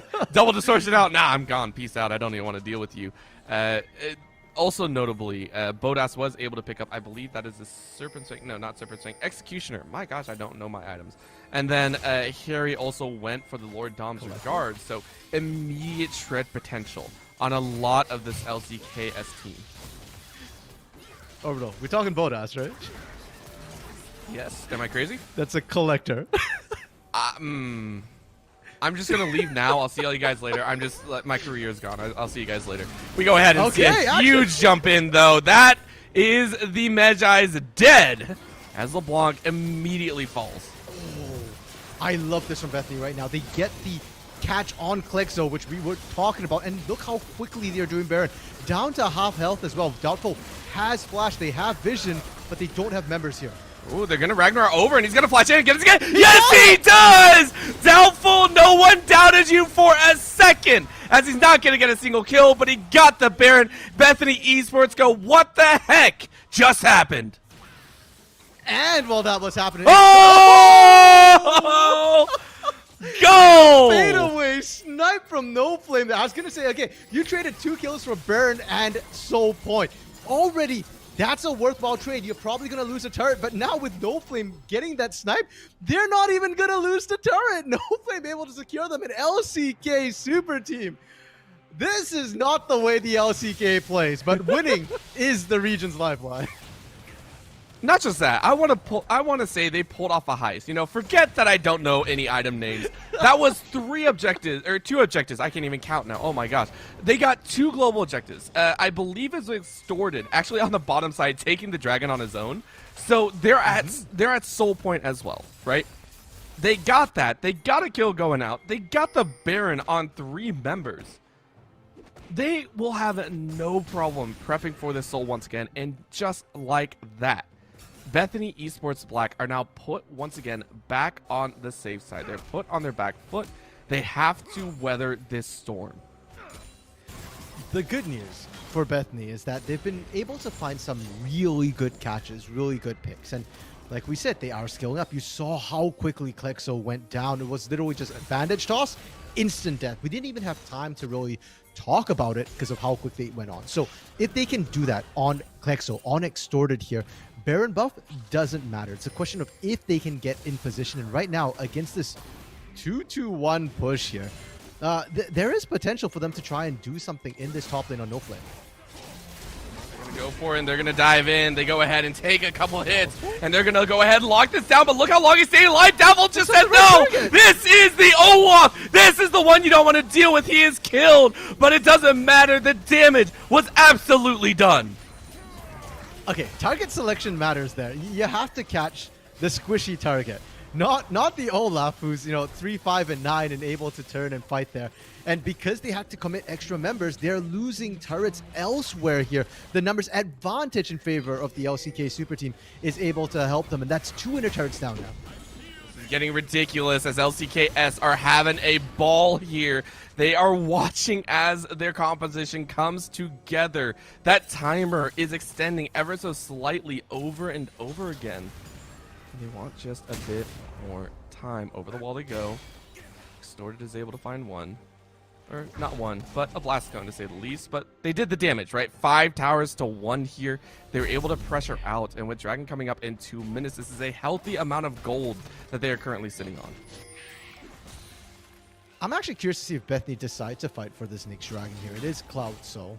We've already had a discussion last game about how it's not necessarily the most impactful Soul to pick up. The Elder is much more important. And part of me wants to see Bethany, instead of trying to contest that Dragon, try and take some turrets instead. Mid lane turret is very low on the side of the LCK Super Team, so you can rush that down. And bot side turret as well is pretty healthy, but at the same time, it's not a terribly difficult take to go for here, especially if the LCK Super Team is distracted with a different objective. Distraction works best. And we are going to have to wait and see. Mid lane gently pushing out, and honestly, for that Baron, the happiest Bethany Esports can be is that they didn't lose an inhibitor tower or an inhibitor. Top lane pressuring out in favor of them, I believe. I can't really tell from the minimap, but I think, nope, I think it's actually going to push back to them, so someone will have to go deal with that. But you can see Hanjay doesn't want to give up his positional advantage. This is the cannon that was locked in, for the team fight, and we need to see that team fight happen.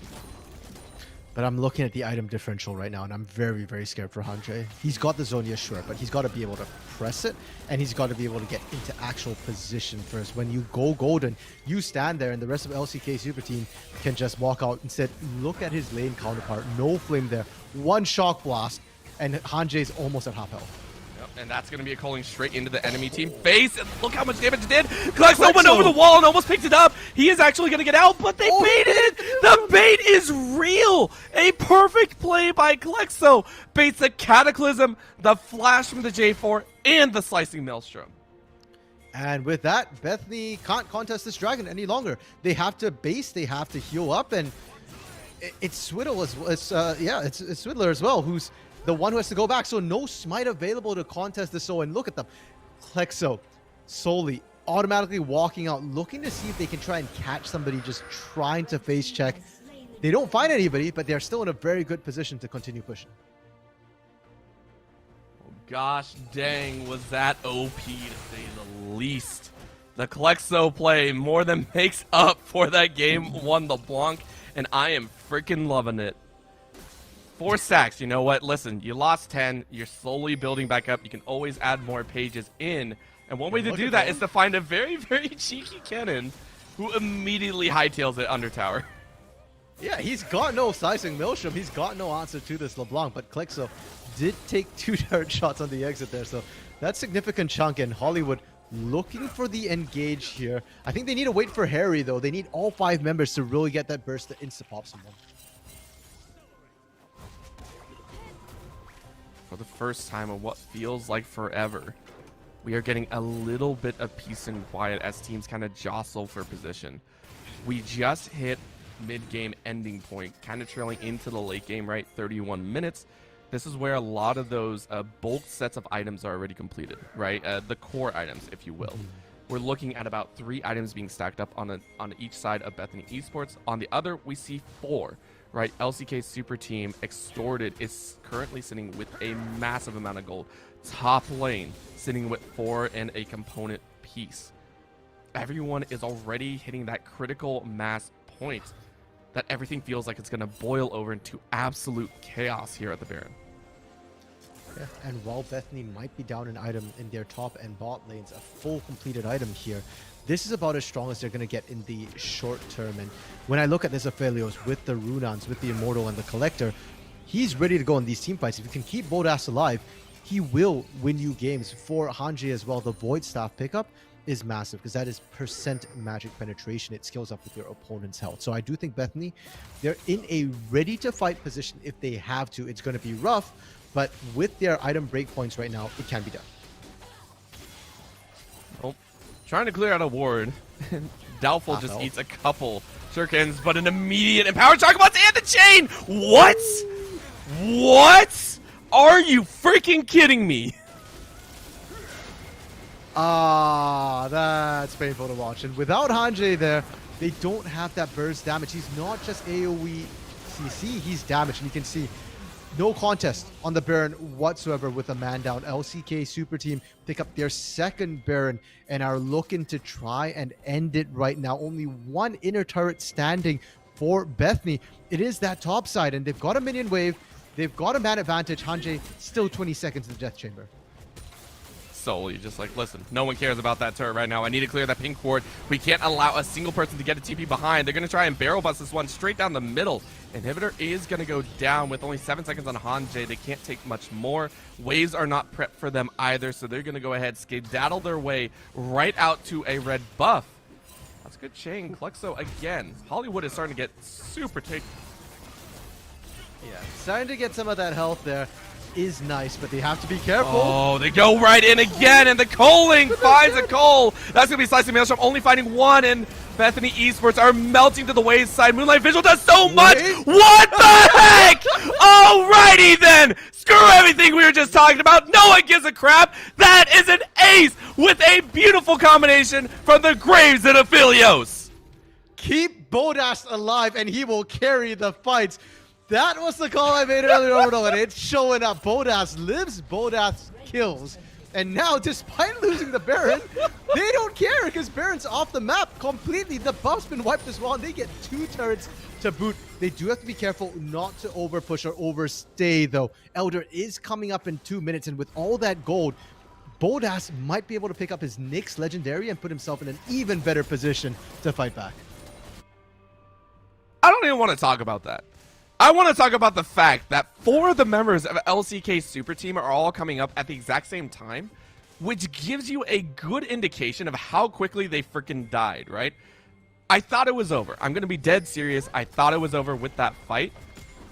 At the tail end, we saw the perfect gun combination. I believe that was Infernum plus Chakrams. I think that came out. And annihilated 4. That is the quickest I've seen 4 fall in this entire series. And with that, Bethany Esports are a heavy, heavy threat. If that happens again, LCKS will lose more than just 2 towers of mid. Yeah, and with that fight too, Bodas just completed his Infinity Edge. Ooh. That's ready to go in the next fight. Harry, who's kind of flown under the radar, but actually has the most kills on his team, has a stopwatch as well here. So TP from Klexo for the flank. Yeah, and they're going to give it their best shot. They're going to chase in, and that's going to be the catch. Bodas. They don't have too much, and Bodas is dead. Oh, they don't let it happen again, but a great Curse of the Mummy. Curse of the Sad Mummy's going to try. No, Bethany Esports. They say we're so done with this game. We are so done with the fight. Harry is the one that puts his foot down with a second ace under 3 minutes. They're going to chase for the end. Orbital, in the picks and bans, we said LCK Super Team was playing on a clock. That clock has run out. Harry didn't even have to use his stopwatch, and they threw everything at the kitchen sink to kill Bodas because they had to. But there's 2 AD carries. You need to kill both of them. One is not enough. 20 seconds on all the carries, 10 on Soli here. And Bethany might have managed to just pull out the reverse here. Soli is going to come up only to watch his base fall. As that will be the Glacial Fissure as almost a celebratory ultimate. Bethany Esports out of freaking nowhere take this series in 2-1 fashion. LCS better than LCK? No. Don't even tell me that. I will leave right now. Gone too far.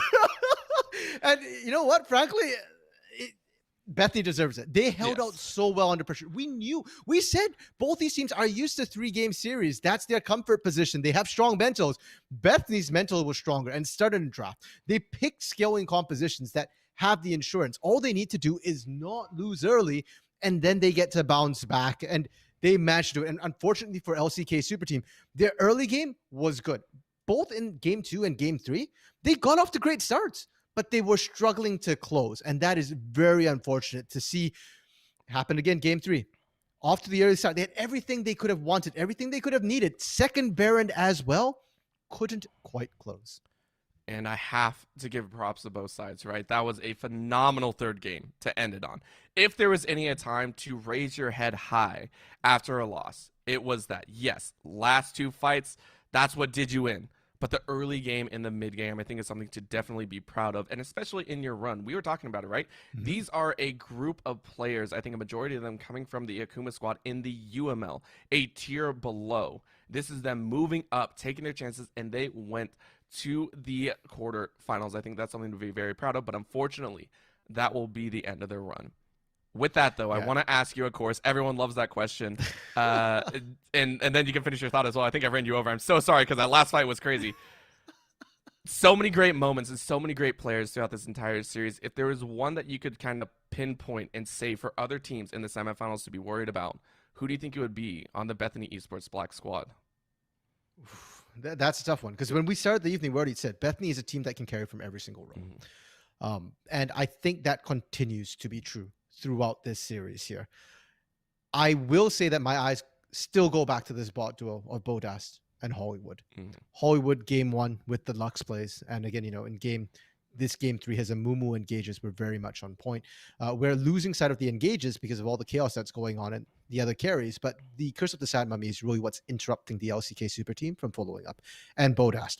Game 2 Seraphine impressed me, but this game 3 with the Aphelios as well. Yes, he wasn't a big part of that last fight because he died in the beginning, but look at what they had to commit to kill him. Klexo, that LeBlanc on LCK Super Team, which was honestly helping them get the picks and carry a lot at the beginning of the fights, went in, couldn't quite finish him alone, got killed. We saw as well, Doubtful had to run all the way in, got picked, got wiped. And once you're down multiple members like that, Harry gets to just clean up on this grave. So I still think MVP, bot lane for Bethany, but every role right now, every lane, they are a full package. If there's a place to pick on, it's that they're a little bit coin flippy and they're struggling a little bit in the early game. But hey, if you can't beat them early, this quarterfinals right here shows you exactly what's going to happen. Yeah, huge props to the entire point of Bethany, and we'll have to see who they face off against as the rest of the quarterfinal matches will be finishing up later on in the week. But that will be it from us here at the Broadcast Says, here at the Unified Advanced League quarterfinal matchup. Thank you so much for tuning in. My name is Orbital. With me was Random Minion Caster, and we appreciate your viewership and have a fantastic night.